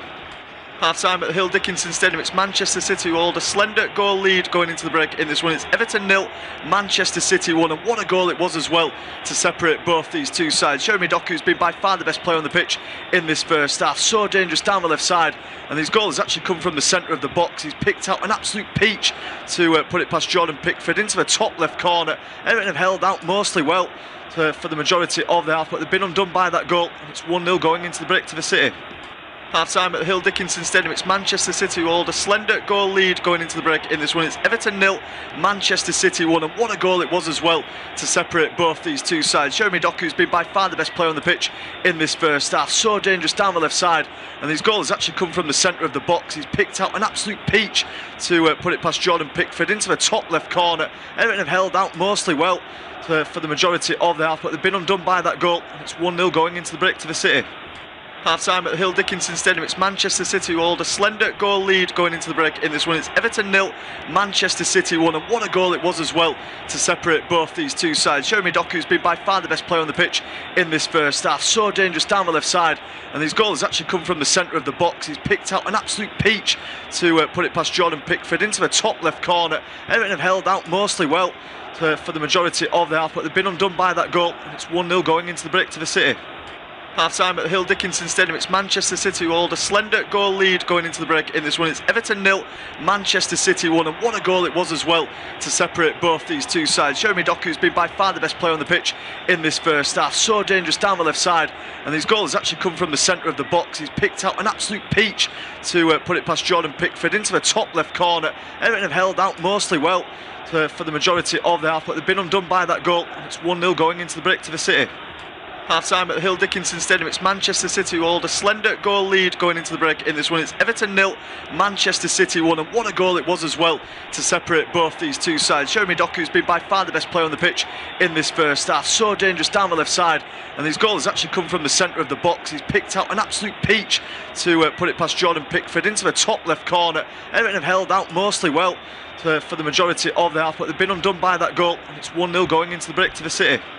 Half-time at the Hill Dickinson Stadium. It's Manchester City who hold a slender goal lead going into the break in this one. It's Everton 0, Manchester City 1, and what a goal it was as well to separate both these two sides. Jeremy Doku's been by far the best player on the pitch in this first half. So dangerous down the left side, and his goal has actually come from the centre of the box. He's picked out an absolute peach to put it past Jordan Pickford into the top left corner. Everton have held out mostly well for the majority of the half, but they've been undone by that goal, and it's 1-0 going into the break to the City.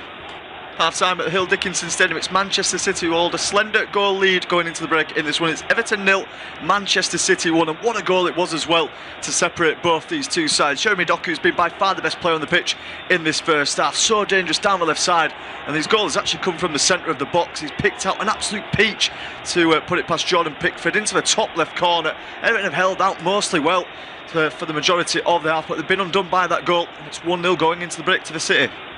Half-time at the Hill Dickinson Stadium. It's Manchester City who hold a slender goal lead going into the break in this one. It's Everton 0, Manchester City 1, and what a goal it was as well to separate both these two sides. Jeremy Doku's been by far the best player on the pitch in this first half. So dangerous down the left side, and his goal has actually come from the centre of the box. He's picked out an absolute peach to put it past Jordan Pickford into the top left corner. Everton have held out mostly well for the majority of the half, but they've been undone by that goal, and it's 1-0 going into the break to the City. Half-time at the Hill Dickinson Stadium. It's Manchester City who hold a slender goal lead going into the break in this one. It's Everton 0, Manchester City 1, and what a goal it was as well to separate both these two sides. Jeremy Doku's been by far the best player on the pitch in this first half. So dangerous down the left side, and his goal has actually come from the centre of the box. He's picked out an absolute peach to put it past Jordan Pickford into the top left corner. Everton have held out mostly well for the majority of the half, but they've been undone by that goal, and it's 1-0 going into the break to the City. Half-time at the Hill Dickinson Stadium, it's Manchester City who hold a slender goal lead going into the break in this one. It's Everton 0, Manchester City 1, and what a goal it was as well to separate both these two sides. Jeremy Doku's been by far the best player on the pitch in this first half. So dangerous down the left side, and his goal has actually come from the centre of the box. He's picked out an absolute peach to put it past Jordan Pickford into the top left corner. Everton have held out mostly well for the majority of the half, but they've been undone by that goal. It's 1-0 going into the break to the City.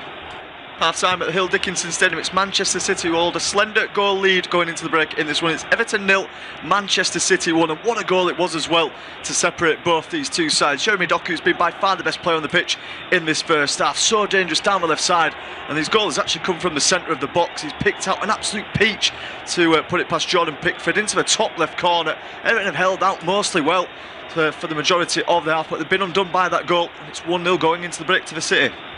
Half-time at the Hill Dickinson Stadium, it's Manchester City who hold a slender goal lead going into the break in this one. It's Everton 0, Manchester City 1, and what a goal it was as well to separate both these two sides. Jeremy Doku's been by far the best player on the pitch in this first half. So dangerous down the left side, and his goal has actually come from the centre of the box. He's picked out an absolute peach to put it past Jordan Pickford into the top left corner. Everton have held out mostly well for the majority of the half, but they've been undone by that goal, and it's 1-0 going into the break to the City. Half-time at the Hill Dickinson Stadium, it's Manchester City who hold a slender goal lead going into the break in this one. It's Everton 0, Manchester City 1, and what a goal it was as well to separate both these two sides. Jeremy Doku's been by far the best player on the pitch in this first half. So dangerous down the left side, and his goal has actually come from the centre of the box. He's picked out an absolute peach to put it past Jordan Pickford into the top left corner. Everton have held out mostly well for the majority of the half, but they've been undone by that goal, and it's 1-0 going into the break to the City.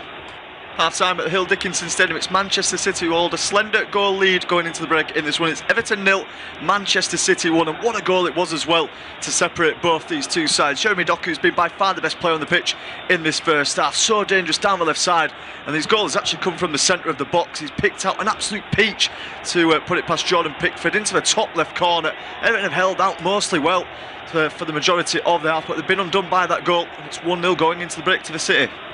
Half-time at the Hill Dickinson Stadium, it's Manchester City who hold a slender goal lead going into the break in this one. It's Everton 0, Manchester City 1, and what a goal it was as well to separate both these two sides. Jeremy Doku's been by far the best player on the pitch in this first half. So dangerous down the left side, and his goal has actually come from the centre of the box. He's picked out an absolute peach to put it past Jordan Pickford into the top left corner. Everton have held out mostly well for the majority of the half, but they've been undone by that goal, and it's 1-0 going into the break to the City. Half-time at the Hill Dickinson Stadium, it's Manchester City who hold a slender goal lead going into the break in this one. It's Everton 0, Manchester City 1, and what a goal it was as well to separate both these two sides. Jeremy Doku's been by far the best player on the pitch in this first half. So dangerous down the left side, and his goal has actually come from the centre of the box. He's picked out an absolute peach to put it past Jordan Pickford into the top left corner. Everton have held out mostly well for the majority of the half, but they've been undone by that goal, and it's 1-0 going into the break to the City. Half-time at the Hill Dickinson Stadium, it's Manchester City who hold a slender goal lead going into the break in this one. It's Everton 0, Manchester City 1, and what a goal it was as well to separate both these two sides. Jeremy Doku's been by far the best player on the pitch in this first half. So dangerous down the left side, and his goal has actually come from the centre of the box. He's picked out an absolute peach to put it past Jordan Pickford into the top left corner. Everton have held out mostly well for the majority of the half, but they've been undone by that goal, and it's 1-0 going into the break to the City. Half-time at the Hill Dickinson Stadium, it's Manchester City who hold a slender goal lead going into the break in this one. It's Everton 0, Manchester City 1, and what a goal it was as well to separate both these two sides. Jeremy Doku's been by far the best player on the pitch in this first half. So dangerous down the left side, and his goal has actually come from the centre of the box. He's picked out an absolute peach to put it past Jordan Pickford into the top left corner. Everton have held out mostly well for the majority of the half, but they've been undone by that goal, and it's 1-0 going into the break to the City. Half-time at the Hill Dickinson Stadium, it's Manchester City who hold a slender goal lead going into the break in this one. It's Everton 0, Manchester City 1, and what a goal it was as well to separate both these two sides. Jeremy Doku's been by far the best player on the pitch in this first half. So dangerous down the left side, and his goal has actually come from the centre of the box. He's picked out an absolute peach to put it past Jordan Pickford into the top left corner. Everton have held out mostly well for the majority of the half, but they've been undone by that goal, and it's 1-0 going into the break to the City. Half-time at Hill Dickinson Stadium. It's Manchester City who hold a slender goal lead going into the break in this one. It's Everton 0, Manchester City 1, and what a goal it was as well to separate both these two sides. Jeremy Doku's been by far the best player on the pitch in this first half. So dangerous down the left side, and his goal has actually come from the centre of the box. He's picked out an absolute peach to put it past Jordan Pickford into the top left corner. Everton have held out mostly well for the majority of the half, but they've been undone by that goal. It's 1-0 going into the break to the City. Half-time at Hill Dickinson Stadium. It's Manchester City who hold a slender goal lead going into the break in this one. It's Everton 0, Manchester City 1, and what a goal it was as well to separate both these two sides. Jeremy Doku's been by far the best player on the pitch in this first half. So dangerous down the left side, and his goal has actually come from the centre of the box. He's picked out an absolute peach to put it past Jordan Pickford into the top left corner. Everton have held out mostly well for the majority of the half, but they've been undone by that goal. It's 1-0 going into the break to the City. Half-time at Hill Dickinson Stadium. It's Manchester City who hold a slender goal lead going into the break in this one. It's Everton 0, Manchester City 1, and what a goal it was as well to separate both these two sides. Jeremy Doku's been by far the best player on the pitch in this first half. So dangerous down the left side, and his goal has actually come from the centre of the box. He's picked out an absolute peach to put it past Jordan Pickford into the top left corner. Everton have held out mostly well for the majority of the half, but they've been undone by that goal. It's 1-0 going into the break to the City. Half-time at Hill Dickinson Stadium. It's Manchester City who hold a slender goal lead going into the break in this one. It's Everton 0, Manchester City 1, and what a goal it was as well to separate both these two sides. Jeremy Doku's been by far the best player on the pitch in this first half. So dangerous down the left side, and his goal has actually come from the centre of the box. He's picked out an absolute peach to put it past Jordan Pickford into the top left corner. Everton have held out mostly well for the majority of the half, but they've been undone by that goal, and it's 1-0 going into the break to the City. Half-time at Hill Dickinson Stadium. It's Manchester City who hold a slender goal lead going into the break in this one. It's Everton 0, Manchester City 1, and what a goal it was as well to separate both these two sides. Jeremy Doku's been by far the best player on the pitch in this first half. So dangerous down the left side, and his goal has actually come from the centre of the box. He's picked out an absolute peach to put it past Jordan Pickford into the top left corner. Everton have held out mostly well for the majority of the half, but they've been undone by that goal, and it's 1-0 going into the break to the City. Half-time at Hill Dickinson Stadium. It's Manchester City who hold a slender goal lead going into the break in this one. It's Everton 0, Manchester City 1, and what a goal it was as well to separate both these two sides. Jeremy Doku's been by far the best player on the pitch in this first half. So dangerous down the left side, and his goal has actually come from the centre of the box. He's picked out an absolute peach to put it past Jordan Pickford into the top left corner. Everton have held out mostly well for the majority of the half, but they've been undone by that goal, and it's 1-0 going into the break to the City.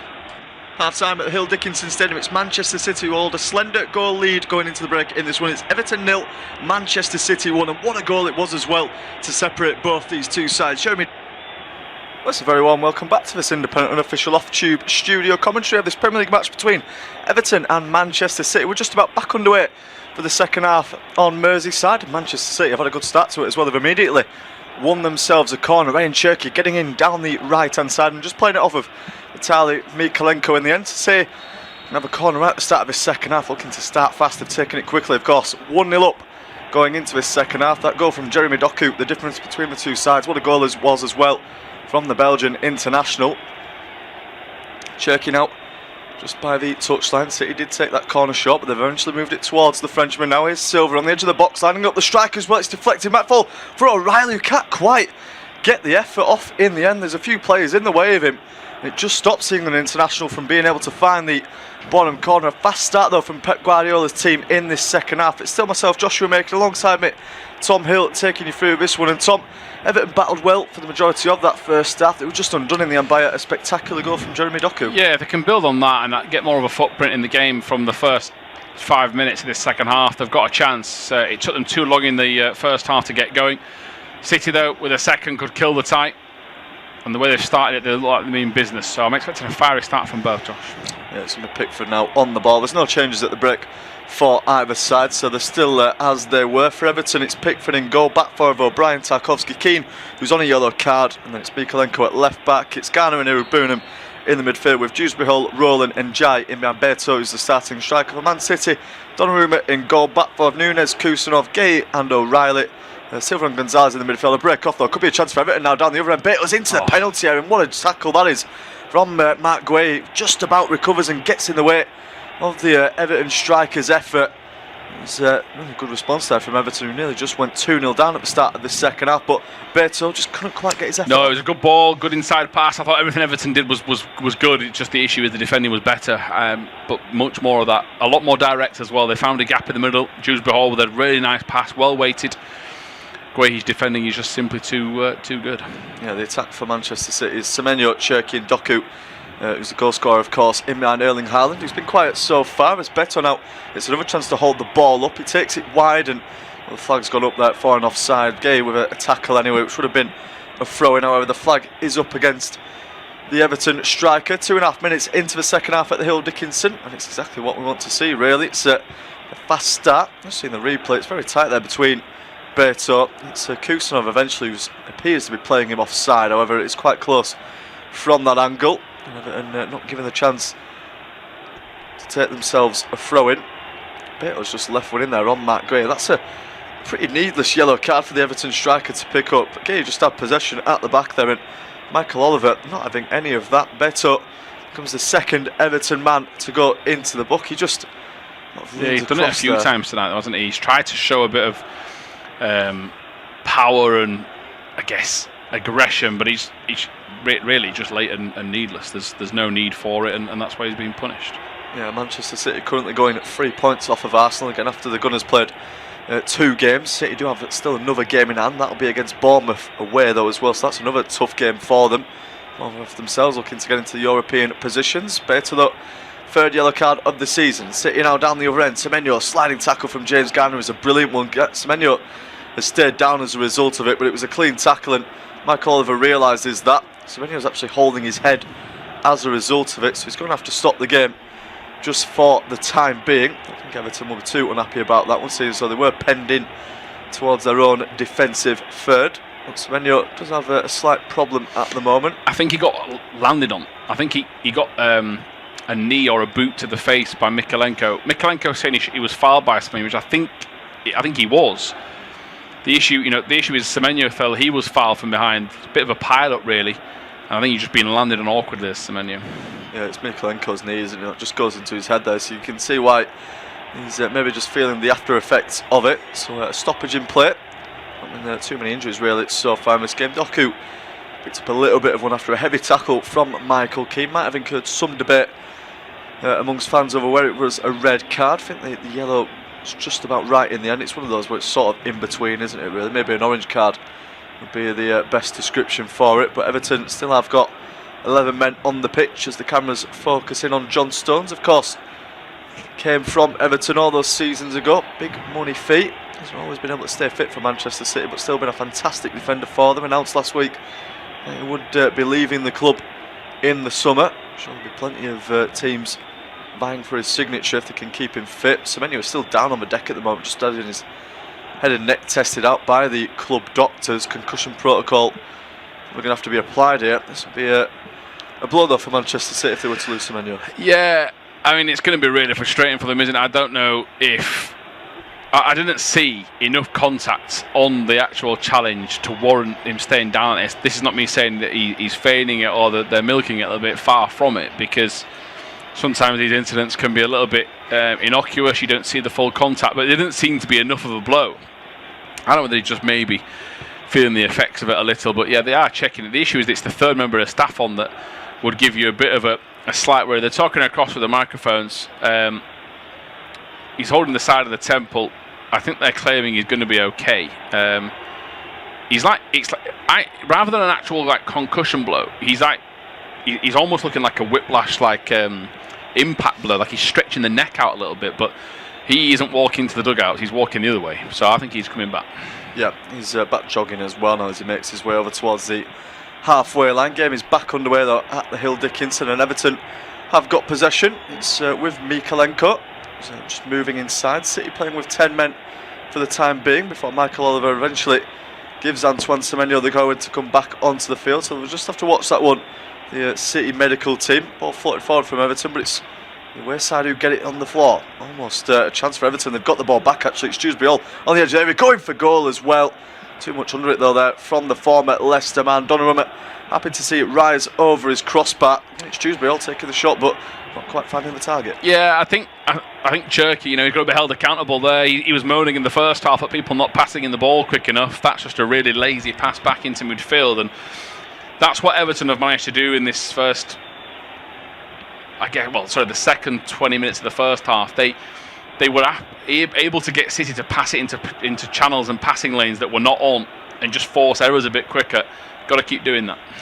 Yeah, Doku's just tried to play Haaland in there, and Tarkowski is taking him out. He's now been booked as well by Michael Oliver, so that's both of Everton's defenders, well, the central defenders, on yellow cards. Haaland, he's got the run on Tarkowski. He's definitely quicker than him, and Tarkowski clearly pulls him back. Yeah, Tosca shakes their head and laughs. I think he's in disbelief. He does clearly pull him back though, but his 7th yellow of the season is a little bit soft, and when you're the wrong side of the striker, you're in bother. Yeah, I mean, Ireland will be fancying this one now. Coming up against Keane and Tarkowski, who are both on yellow cards, walking the tightrope. Against City, you're going to go short with the set piece. Silva plays it towards Doku, who's now having a run at Njai. Moves it onto his right foot this time. Chips it towards the back post. It's just through everyone in the end, though. Mikalenko sees that it's going wide. It's out for a goal kick. Yeah, I don't think the idea is that bad from Doku. I think if somebody knows what he's doing, I think that's the problem, is they don't have communication across the team. The cross was staying in. That's bounced before it's gone out. It hasn't been overhit massively. He just had everybody else a metre inside where he wanted them to be, and that's the issue. Certainly was. It's of course not the only game that took place in the Premier League today. Chelsea continuing their woes in the league. That was 3-1 to Nottingham Forest earlier on. Another poor performance for them. They've managed to find the score though in the domestic league, and now Silva can try and play this one over for Doku. Eventually though, King gets in the way of him. Sends it long as well down the right side. O'Reilly wins the header, finds Gonzalez. Strong tackle from Irugbounam, and once again City almost losing possession there and allowing Everton to get away on the counter-attack, but they just about recover. It's Cherky now finding Semenyo over on that right side. Seems to have shaken off that head injury now for the time being. Moving a lot more freely, not quite testing out of his head. Although as I say that, he has actually just put his right hand up to his neck, so he might once again be causing problems for him. Doku though now inside his own half, finding it back towards Gay. Lots of space for Gonzalez to run through within the middle. Instead he takes the pass on though. He's going to try and loft it out towards him, and he was actually taking a slip. Once again, Man City players not sure what boots they've all brought to this game. It's the third time now one of them has slipped over. Luckily for Semenyo though, it's not in a position where Everton can get a counter-attack off as a result of it. Mikalenko has to settle for a throw, and he launches it down the line as well. Beto has to come back on himself as Kusanov now goes back towards Donnarumma. Hasn't had a save to make so far in this game. Moves it out towards Nico O'Reilly.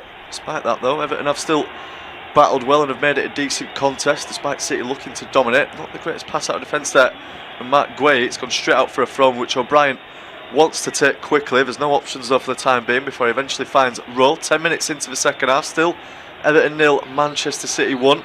Tarkowski wants to send it long as well. He's found Mikalenko making that run over on the far side. Takes it away from Nunes. Eventually finds Njai, who's come back from just about an onside position. Moving inside now as well, the man Njai. It's a good sliding tackle though from Nunes. However, it's in vain. Everton have come away with it once more. Garner going to chip the ball down the line. He can only find the touchline though, and it's out for a City throw-in. Despite a fast start in this second half, City haven't really been able to dominate like they did in stages for the first. I'm looking to change that now as Silva gets on the ball. Again rolls it out now for Mark Guay. He's just approaching the halfway line. Out now again towards Doku, who's really threatening down that left side. He's having a run at O'Brien again. Tries to play it down the line for O'Reilly this time. Tarkowski steps in the way of him though, and I think O'Reilly's just gone on the back there of Tarkowski and gives away a free kick. Yeah, he's bought that. There's not enough to go down. It's again clever play from the defender. We've seen it from Beto. You know, for City, it's not the worst place to concede a free kick, is it? You're penning them in, pushing them, and again forcing them into mistakes like that, which is good news. But still, they're not in control. It's going to be a very nervous few weeks for them. This is not an easy day at the office so far. Yeah, it certainly isn't, but if there's any team who can come through these sort of challenges, especially in a title race, it's going to be Manchester City. It's a serial winning mentality that they built over the years under Pep Guardiola. Despite a good response from Arsenal in the title race, it is still in City's hands.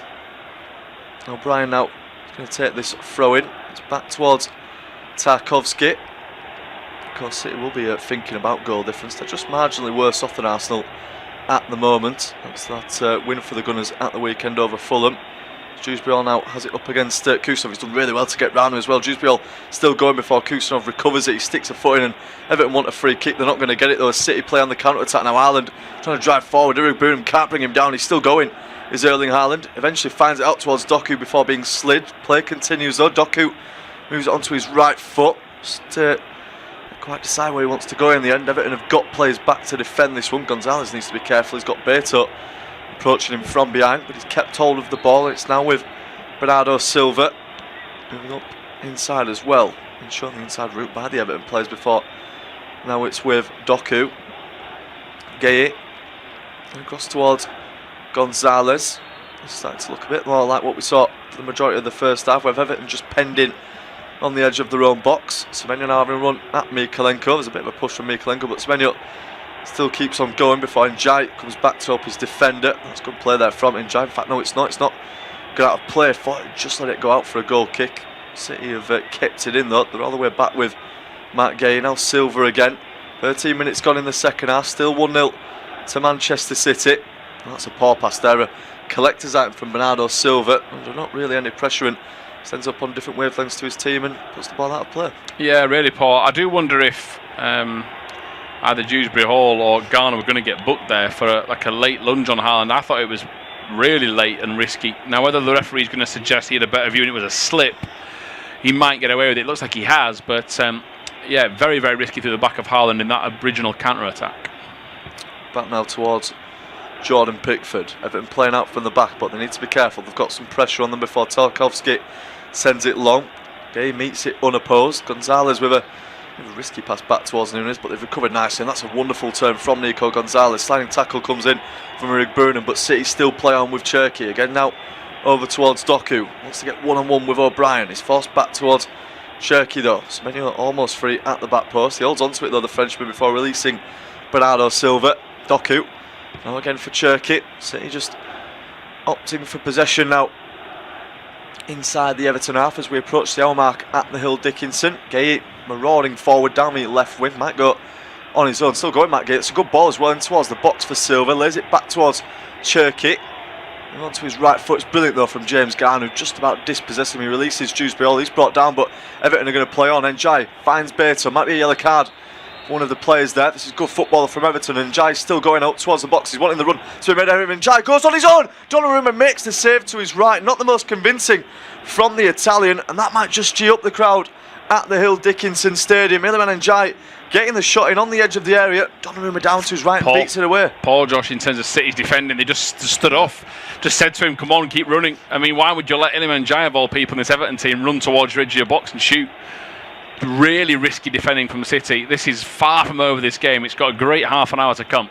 Yeah, throw-in comes in as well. Keane there at the near post. He's going to win a corner as well as a result of it. Everton fans behind the goal may have been appealing for more there. Maybe thought that Gueye was holding his shirt. Everton are going to get the set piece, and this is where they can look dangerous. Do Everton have a bit of a shout there? He's slightly pulling onto his shirt. I mean, if that's a penalty, then Michael Keane should be sent off at the first challenge in the first half. I thought just get on with things really. It's going to be James Garner as well to swing it in. The in-swinging corner. The former Nottingham Forest midfielder. Up goes the arm from Everton's number 37, Keenan Tarkowski, waiting inside the box. It comes in eventually from Garner towards the near post. Donnarumma gets a good punch away at it in the end. Might just be able to keep this one in play. Burnham's going to beat Doku to it. It's a heavy touch from him though. I think he's played it off of Doku last, and Everton have got themselves the throw in. They've wanted to take it a bit quickly, maybe too far in front of where it was actually given. So they're going to have to just settle and move backwards a little bit, but there's still more chances for them to put City under pressure. They're readying a change as well.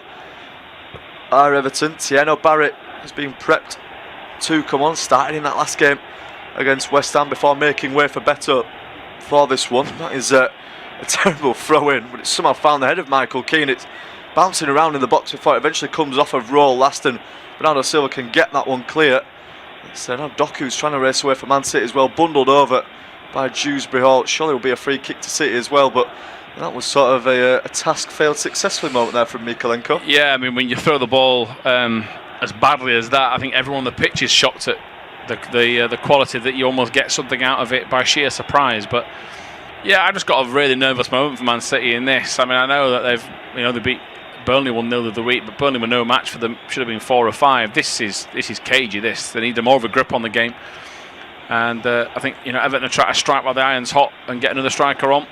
I wonder if City try and change things up to get a bit more of a grip in the game, but maybe the best players they've got are on the pitch. And you need to start generating more possession, suffocate Everton, tire them out by just keeping the ball, but they've not done that. Second half has been nowhere near like the first. No, it hasn't. I mean, City have had 65% of the ball still, but that's nothing compared to the 88% they had at one point in the first half. Everton have beaten them as well for attempts so far in this second half. 3 attempts compared to City's 2. The one on target for the Toffees as well. However, it's the goal stat that matters, and Everton still trailing Manchester City in that metric. It is 1-0 to Pep Guardiola's side, but there's still a lot to come in this game, you feel. Bernardo Silva now passing it out towards Gueye on his left. Silva will now move forward, just through the centre of the pitch. He wants to find it through for Cherki, but he's forced to settle and find Nunes instead. It's now with Semenyo up against Mykolenko. Semenyo trying to get round the outside of the Ukrainian defender. Heavy touch, so and then he nudges Mykolenko over. It's going to be a free kick there for Everton. Brilliant. And Mykolenko's got such a tough job this evening, as has his other full-back teammate in the form of Jake O'Brien. And Everton are now going to make that change as well. It's going to be like for like. They're not going to opt to have 2 strikers on the pitch at once. Beto is going to make way in place of Tieno Barry. He's got a good shift in, as he always tries to. Beto not been given too much service in the form of chances. Can the Frenchman generate them on his own? We'll have to see. We're about 64 minutes of the way through this game, and Everton looking for a way back into this one. It will be their 3rd defeat in a row in the Premier League. They haven't done that since January of last season. Shows about the job David Moyes has done on Merseyside. He's made them much harder to beat. That's why they're in the European pitch, and there could be a chance now. Iliman Ndiaye is through, and that's a big save from Donnarumma. It's a huge chance missed for Everton.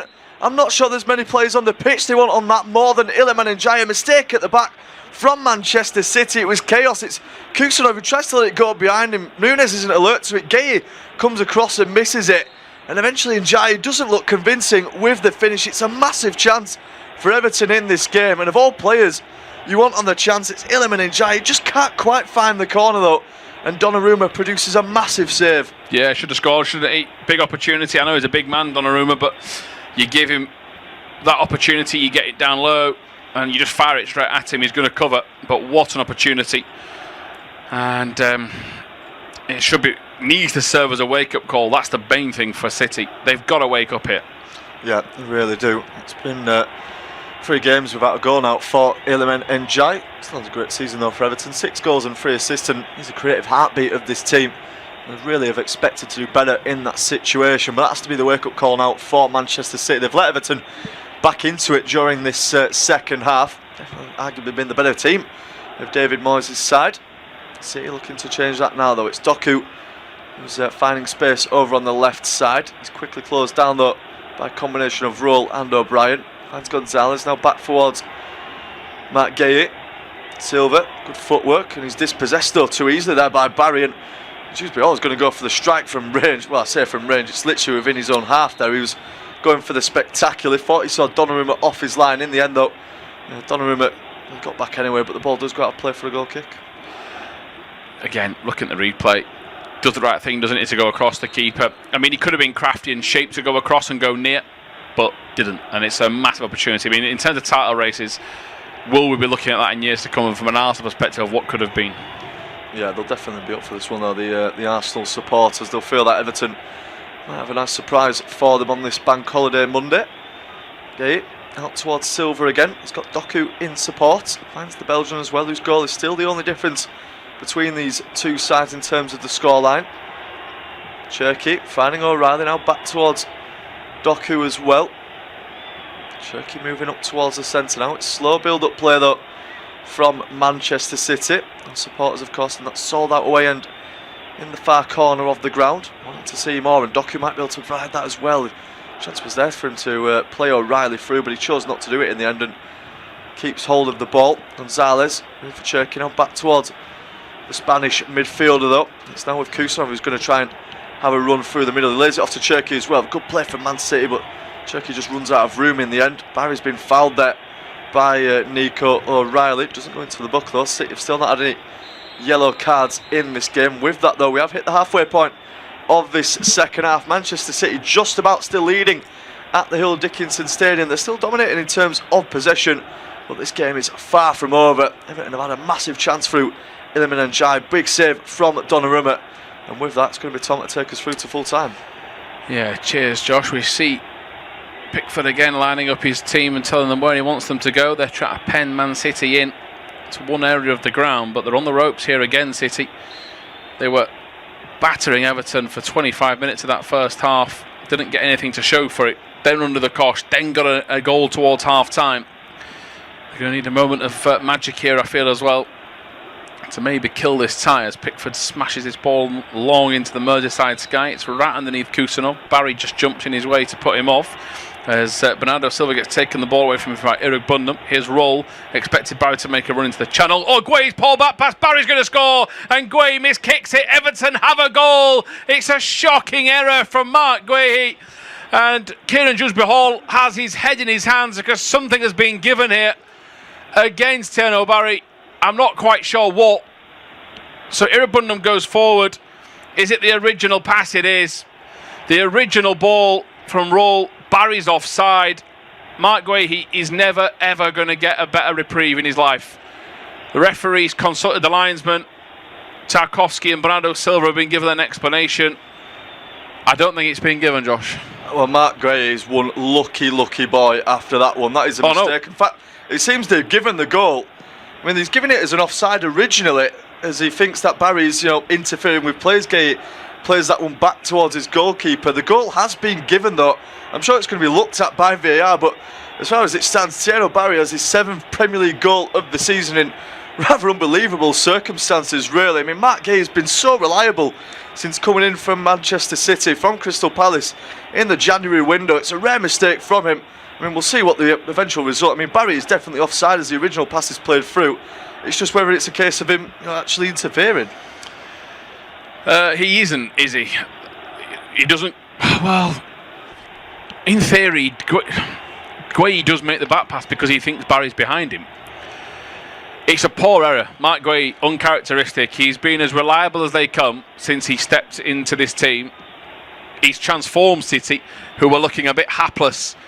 There's a lot of questions. Pep Linda's asking. Guardiola looks perplexed. They're asking for offside. We've been saying for a while, there's a wake-up call. There's another one. There's another one.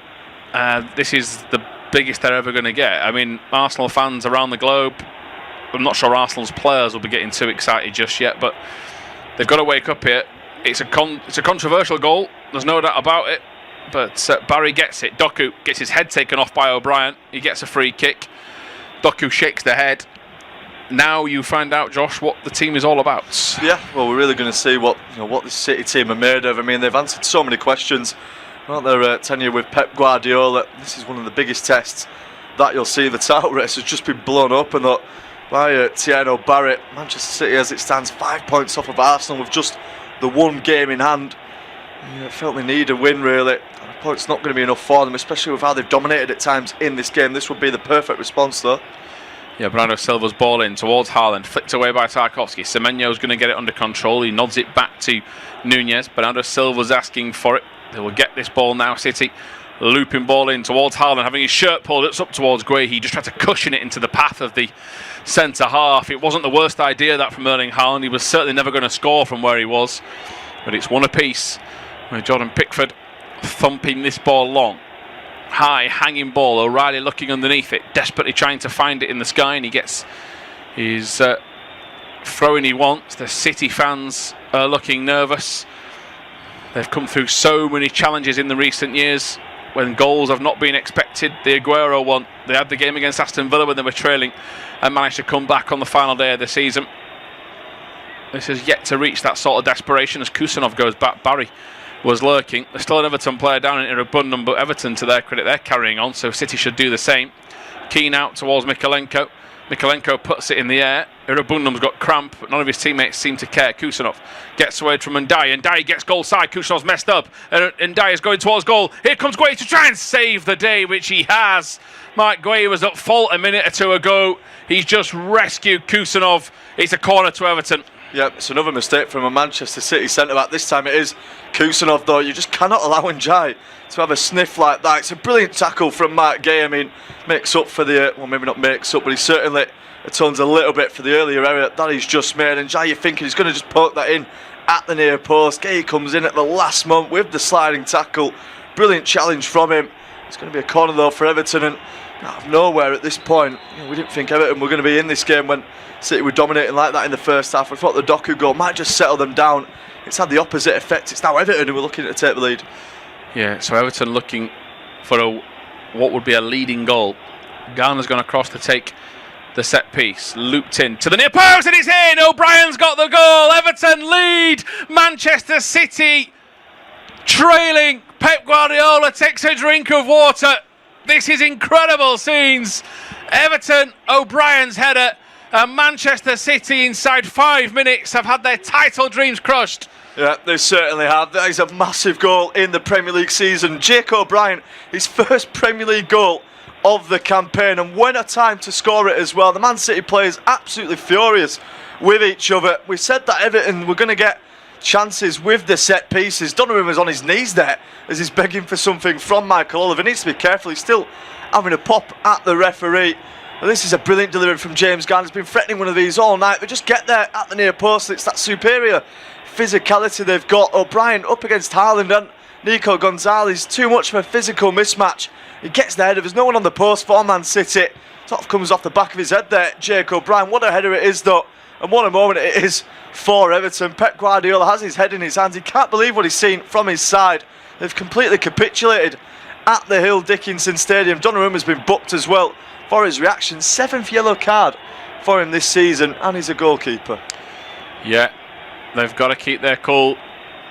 But if they thought that the situation was bad a few moments ago, I think Antoine Semenyo might have had his day being called, but yeah, he has.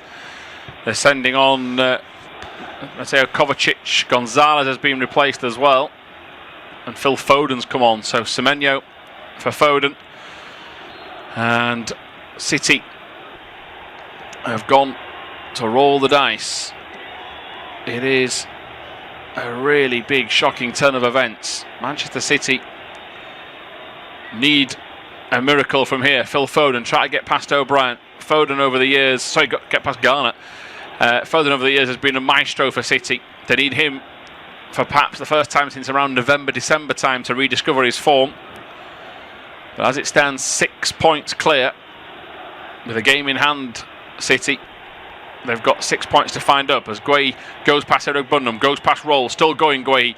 Back comes Erogbunum, gets the ball, says the referee, and now here comes Dewsbury Hall. Everton, of course, their own aspirations, try to get into Europe. What a result this could be as Ndiaye, the deflection's gone away. Ndiaye running, it's a 2-on-2. He's got to cut back to Roll if he uses him. Kusanov goes the wrong way. It's poor from Iliman Ndiaye again. He could have killed this game himself inside this second half. City roll the ball out towards the right-hand side this time for Nunez. Here is Bernardo Silva. Haaland's trying to tell somebody to come central behind him.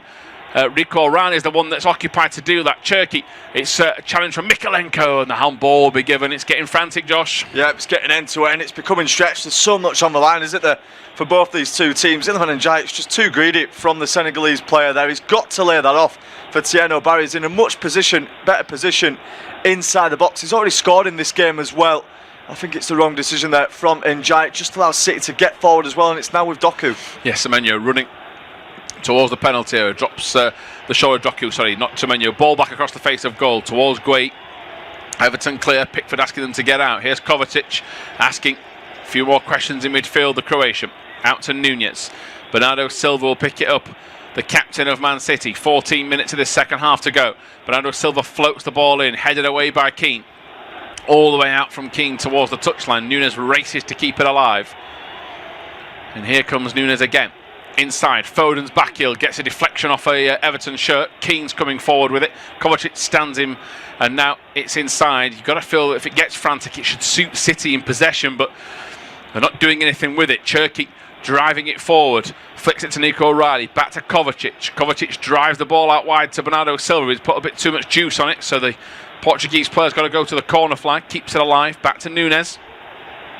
The thing is, Erling Haaland's not had a shot tonight. That's the main issue for Man City.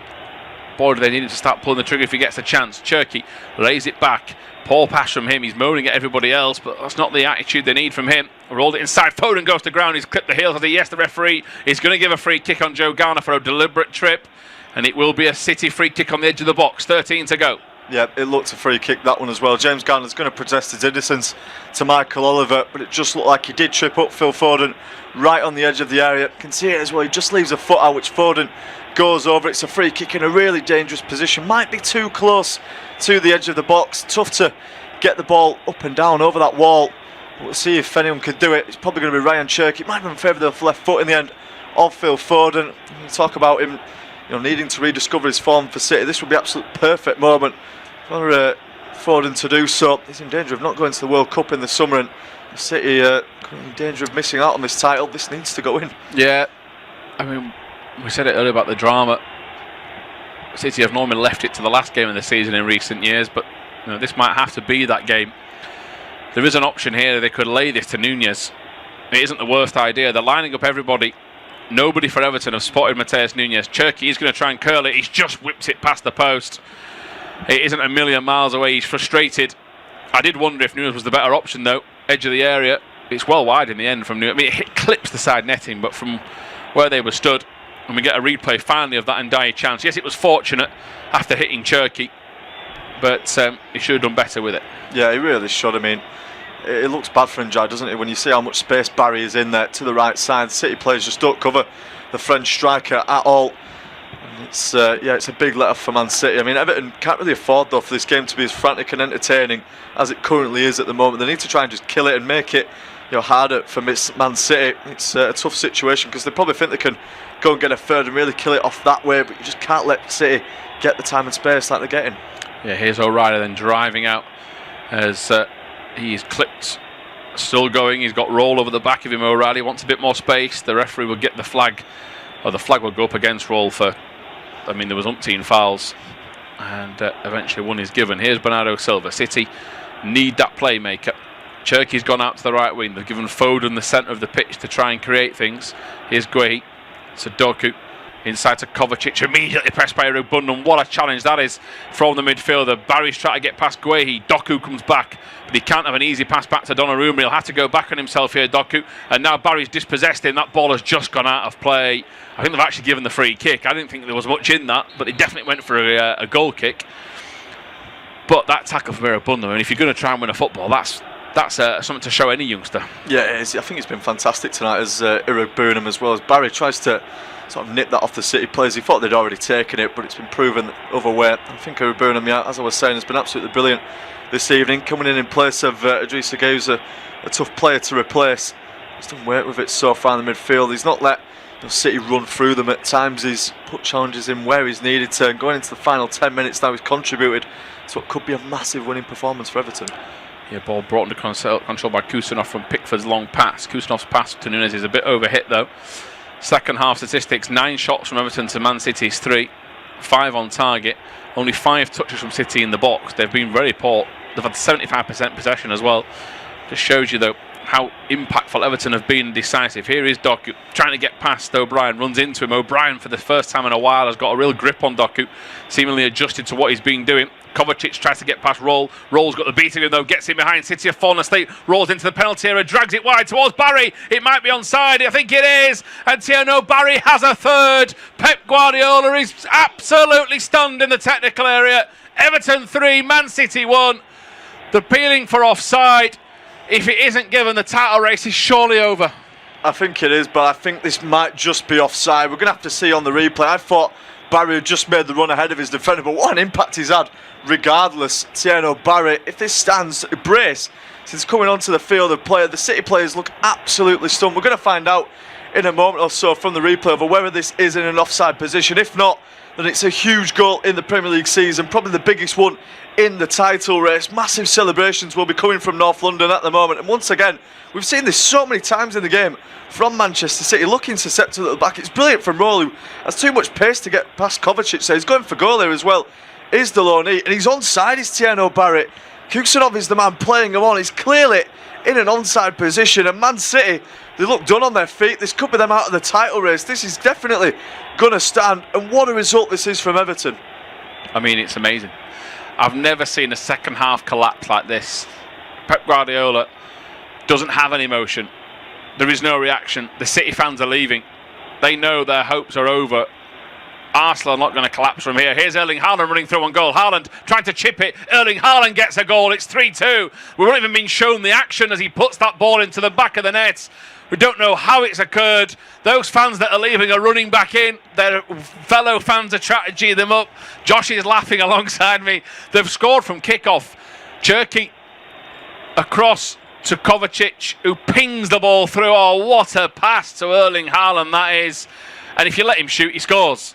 Yeah, well, he's only had one chance, hasn't he, so far this evening. That's it, and he's finally made the most of it as well. I mean, Keane tries to get back, but he's not going to catch him when he gets to that position. What a second half we've been treated to, though, at the Hill Dickinson Stadium. Absolutely incredible stuff in this game, and we thought the title race was just over. It might have just been flipped on its head once again there by City's main man up front. 36 goals for the season in all competitions for Erling Haaland. They're attacking again now. It's Doku sprinting over halfway, and he's got Cherky in support. Yeah, Dewsbury Hall tries to take him out. Referee gives advantage. Doku turns. He's got Kovacic to the edge of the box. He's going to go. Kovacic, it's such a poor shot. He slaps the floor. He slips as he hits it. It's poor, really. Should do better. Everton should do better. They've got the freedom of Liverpool at the minute of City running through on goal. Everything's just gone. I don't know what's going on anymore, Josh. It's 3-2. But in terms of a structure of a football game, this has lost all of it. It certainly has. I mean, this is a bit like the PSG Bayern Munich game, really, in that in the second half. The way of it's just ebbed and flowed. Pep Guardiola is going absolutely mental on the touchline. I'd be surprised if David Moyes isn't doing the same as well. I mean, they're going 3-1 up like that. You've just got to set up shop and keep yourselves solid at the back. They haven't done that, Everton. I mentioned, at 2-1, they needed to kill this game and not have it kit as entertaining as it is. They're now attacking down the other end. It's Barry who's on a hat-trick. Yeah, I mean, Barry's made a massive difference. Kusanov knocks it out for a corner. I'm not Tieno Barry's biggest fan from what I've seen this year, but what I have seen is improvements. He isn't the finished article yet, but you can see that there might be a player in there that they can mould into a real weapon. He works hard. Yes, his finishing leaves a lot to be desired, but if he can tie that up a little bit, Everton can start to believe in what he could bring to the party. Tarkowski, Keane, O'Brien are coming forward as the trio of set-piece merchants that they are. Garner aimed near post to O'Brien last time. City need the ball back. They're more important than need this to not go in. Everton 3, Man City 2. Anarchy in this second half. What a half it's been. Just the 4 goals. O'Brien goes near post, rolls on the ground at the far post. Foden's rushed out to Rugbundum, trying not to foul him. Very important that he doesn't, because Everton want set pieces. They've got the ball down the line to Barry. O'Reilly's raced across to get to him. Barry's rode the challenge well. Swings the ball in. It's towards Roll. Roll heads towards goal. It's going to be deflected away off Guehi. And now Bernardo Silva smashes it across the pitch, but it's easy work for Keane. He, though, can only head it to O'Reilly, who, for somehow bizarre reasons, ended up at right back. And now he goes inside to Kovacic, who slips again. City's players have not had the correct footwear on for most of the night. Kovacic to Foden. Foden flicks the left boot to Doku.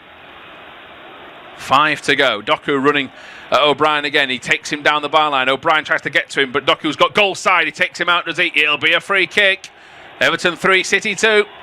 Yeah, and Jake O'Brien's going to go into the book as well. 3 of the Everton back line are now on bookings as well. It's only Mikalenko who hasn't found himself in the book, and that's more like what we were seeing in the first half there. Doku getting one-on-one with Jake O'Brien. When he gets in that position, he's going to beat him 9 times out of 10. He just gets round the side of him, and O'Brien has got no other option than to just haul him down. Doku's in too much of a dangerous position otherwise. It's a free kick in a good area, and we'll have to see now what the delivery is from Manchester City. They desperately need a goal. A draw isn't enough for them in this one. It's going to give the advantage back to Arsenal. They're going to have to find 2 goals in the final minutes of this one. They're definitely capable of doing so as well.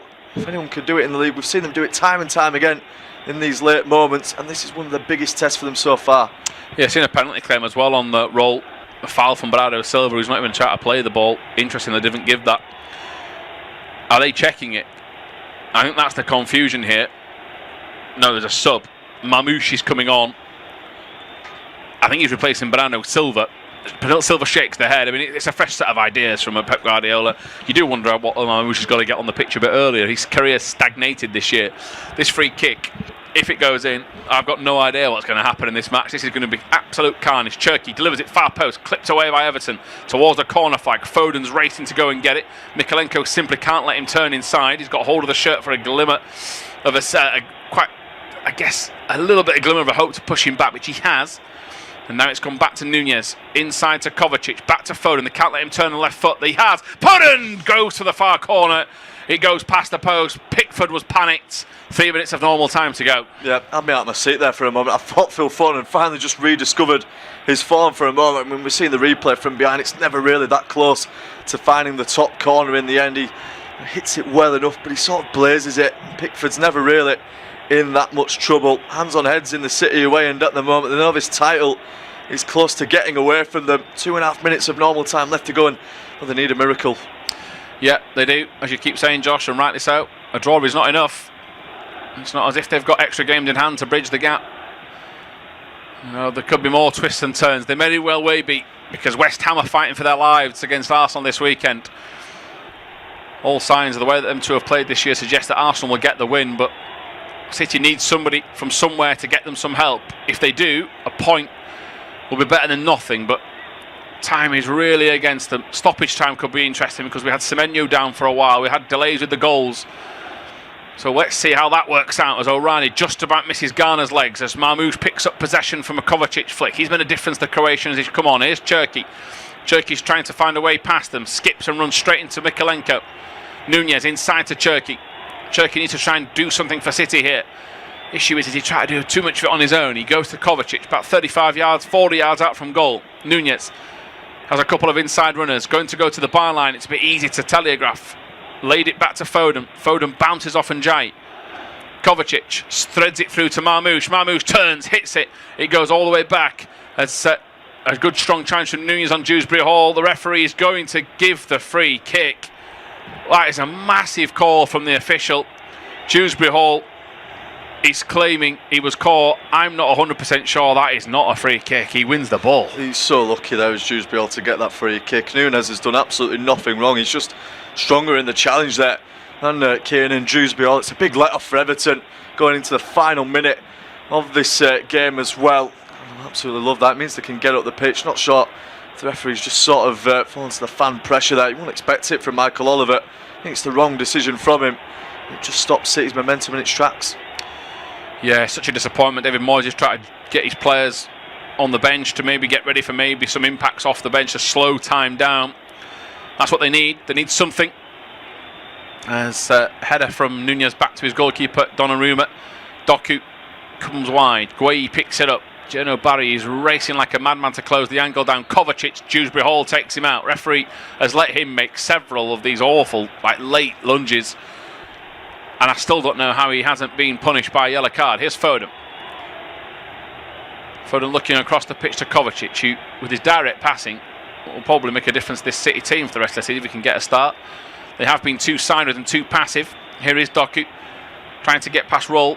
Skips away, rolls it inside to Kovacic, takes a touch off Irabundu, was at a monster second half. Now Barry, Guehi takes him out. 6 minutes of time left. They need to get a goal every 3 minutes here at this rate. Here's Foden. Waits for one on the outside, a slip from Garner in midfield. Foden floats it to Doku. O'Brien's out rushing him. 3-2 to Everton. Arsenal are one step closer to a title race glory. Guehi floats the ball towards Haaland. Pickford comes, punches it, catches the rebound. Jordan Pickford dives on the ball of note. Of course, he can't take too much time out of the clock. Really good goalkeeping all the same. Yeah, absolutely sensational there from Jordan Pickford. Hasn't really done too much wrong tonight, to be honest. Both goals not really his fault at all. He wanted to get Everton away on the counter-attack there as well. Just had to slow down for a minute, and City have now nicked the ball back. Yeah, Barry, that's what I was saying earlier about his naivety. He gets back to stop Mamouche. He clears it this time. He apologises. He can't ask much more. He has raced back. There is that youthful exuberance about him, Cherno Barry. And there are the substitutions coming. Alcaraz is one of them. Is that Diblin the other? As Danny Roll comes on, look at the players that potentially could come on. Looks like it could be Dibley. Oh no, sorry, it's Nathan Patterson, should I say, at fullback. That is the number 2. I thought it was 20, but no, it is Patterson, number 2. Dewsbury Hall gets a very much well-earned round of applause. Been some signing for Everton this year, Josh. Yeah, I mean, it was always a signing that was just going to work. It just felt like a clever one from Everton. Experience in the Premier League has proven it that he can do it, even at Leicester sides as well, in the form of Leicester City. And yeah, what a signing it's been. It's contributed, to this Everton performance. We mentioned about, how this is big in the title race, but this puts Everton up into 9th position now. They're well within the race for European football. They've gone ahead of Chelsea as well with this result, so it's huge for them in their season. Level on points with Brighton, 1 off of Brentford, 2 off of Bournemouth. So they're well within the fight for the European football. Massively in it as Pep Guardiola looks on. Crestfallen is the best way to describe a lot of these coaches. Bewildered, just how the game has got away from them. They've lacked that control in this second half. They were leading 1-0 at the break, and they've got nothing to show for it from that point onwards as Marmoush flicks it onto Haaland. Haaland goes crossfield, just looking for any sort of flick. Patterson's the man that touches it first. O'Reilly to Doku. Doku being backed up by O'Brien. Of course, he can't give away a free kick. That should be an Everton throw, and it will be. David Moyes tells O'Brien to take a chill on this. No need to rush it. I mean, what a performance from Everton to dig in. I mean, of course, we said at the start, all the attention is on the title race. And rightly so, it's the most important thing. Yeah. But Everton's quest for Europe tonight gets the biggest shot in the arm, eliminating City. You'd feel out the title race in the process. As O'Reilly goes long, Garner picks it up. Marmoush can't get back. Here's Alcaraz. Cherky running across. I do wonder if Cherky was the right player to leave on. Certainly for his form, you can't argue with it. But they've lost that energy from Semenyo to drive into the penalty areas. Here's Kovacic and Jai trying not to foul him. Got a little clip of the shirt. Kovacic trying to fire it through to Marmoush. He's got goal side. Mikalenko races across. What a tackle. Referee puts the thumbs up to applaud it. Inch perfect. There's been some great sliding challenges tonight, by the way. I said the slick surface will help, but it's been immense. It's been great to watch, hasn't it, in that sort of sense. And Mikalenko, again, another player that's been absolutely sensational, I think, for Everton. It's been tough, obviously, coming up against those sort of wingers, but he's coped well, I feel, with it. Here's Doku, though, now for Man City. Yeah, Doku. Patterson's asking for help in behind, doesn't get it though. The phone asleep, it's fallen out to Gueye. He can't get a toe on the ball. Barry will look to buy a free kick. Kusanov gets across, but Barry bounces off him, takes it out for a throw in, but City need to get the ball back here. They've only got 2 minutes. Guardiola tells his players to hurry it up. Kovacic driving forward. O'Reilly's the most central man. O'Reilly gets it, tries to back in, slips as he tries to pull the trigger, goes to ground, whether he's hurt himself or not. Alcaraz and Jai. Barry's racing up. City under pressure. Erling Haaland, of all people, try to get past to stop Njai. There is Nunez. Now Haaland's got to find the energy levels to get forward. He's running on empty, the Norwegian. Nunez out to Cherky. Kovacic is feeling the pace. O'Reilly's feeling the pace. Everyone for City looks like they've run out of gas. Ball in behind to Nunez. Joe Garner hasn't run out of energy though. He gets back goal side to knock the ball out for a throw-in. City need 2 goals in a minute and a half. I don't think they'll get the allocated time for the goal if they got one now. Here's Kovacic. Out wide it goes to Cherky. City have 3 in the penalty area at all times. Make it 4 now with Foden, but there's a lack of upbeatness to their play. Nunez. High hanging ball towards Doku. Patterson gets up, heads it clear. The Belgian Doku keeps it alive, does he? He's got Gueye. Return passes on. Gueye picks out Doku. Doku to the byline, low and hard, deflected off Irobundum, who has got into the hoardings here. Said he's hurt himself. The referee's going to have to stop the game. I don't think you can argue that he's trying to feign it.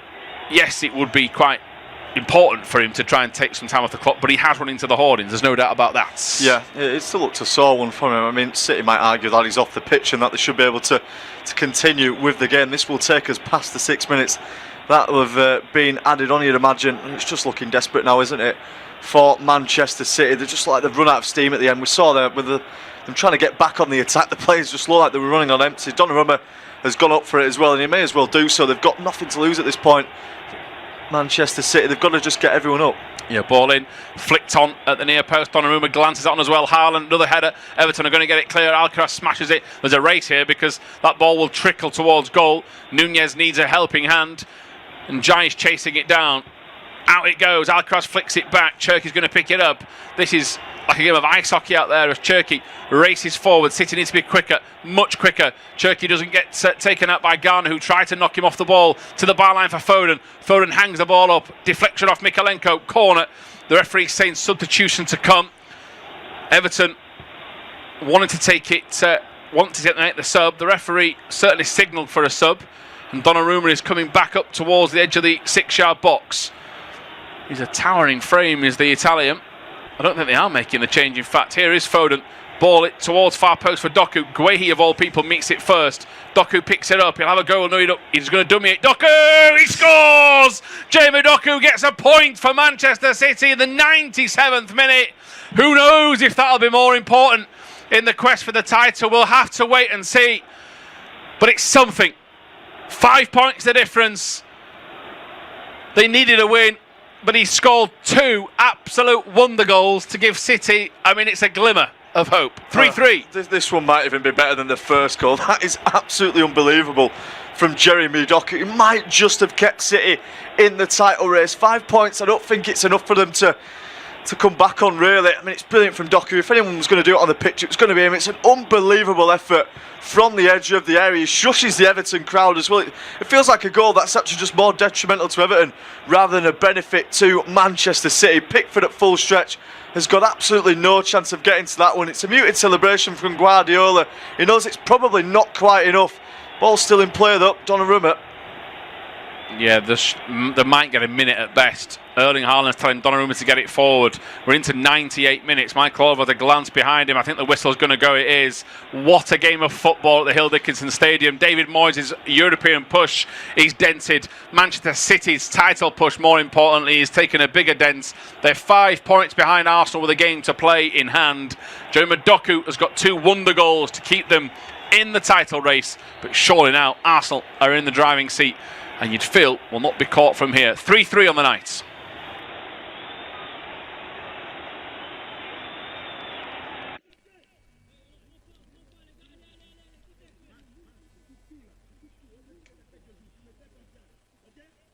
Our next football commentary match is getting ever nearer, so why not take the opportunity of having a bet on the match?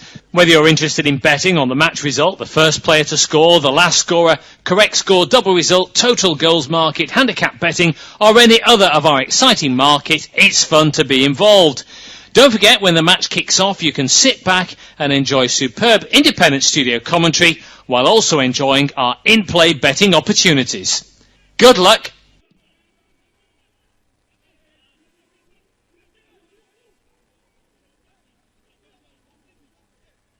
Our next football commentary match is getting ever nearer, so why not take the opportunity of having a bet on the match? Whether you're interested in betting on the match result, the first player to score, the last scorer, correct score, double result, total goals market, handicap betting, or any other of our exciting market, it's fun to be involved. Don't forget, when the match kicks off, you can sit back and enjoy superb independent studio commentary while also enjoying our in-play betting opportunities. Good luck.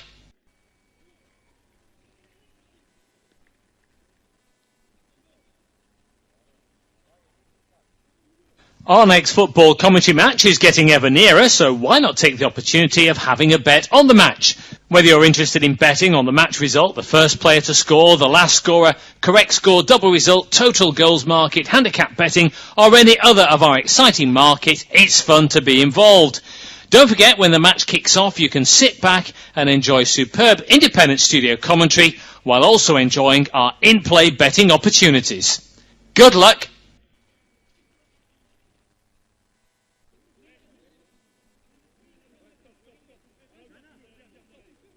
Our next football commentary match is getting ever nearer, so why not take the opportunity of having a bet on the match? Whether you're interested in betting on the match result, the first player to score, the last scorer, correct score, double result, total goals market, handicap betting, or any other of our exciting market, it's fun to be involved. Don't forget, when the match kicks off, you can sit back and enjoy superb independent studio commentary while also enjoying our in-play betting opportunities. Good luck.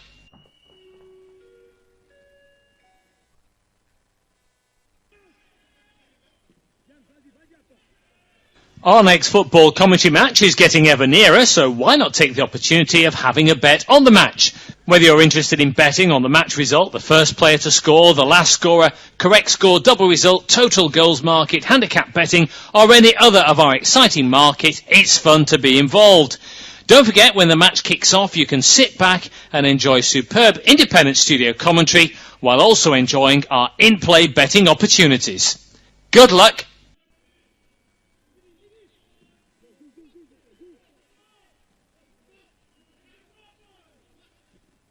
Our next football commentary match is getting ever nearer, so why not take the opportunity of having a bet on the match? Whether you're interested in betting on the match result, the first player to score, the last scorer, correct score, double result, total goals market, handicap betting, or any other of our exciting market, it's fun to be involved. Don't forget, when the match kicks off, you can sit back and enjoy superb independent studio commentary while also enjoying our in-play betting opportunities. Good luck!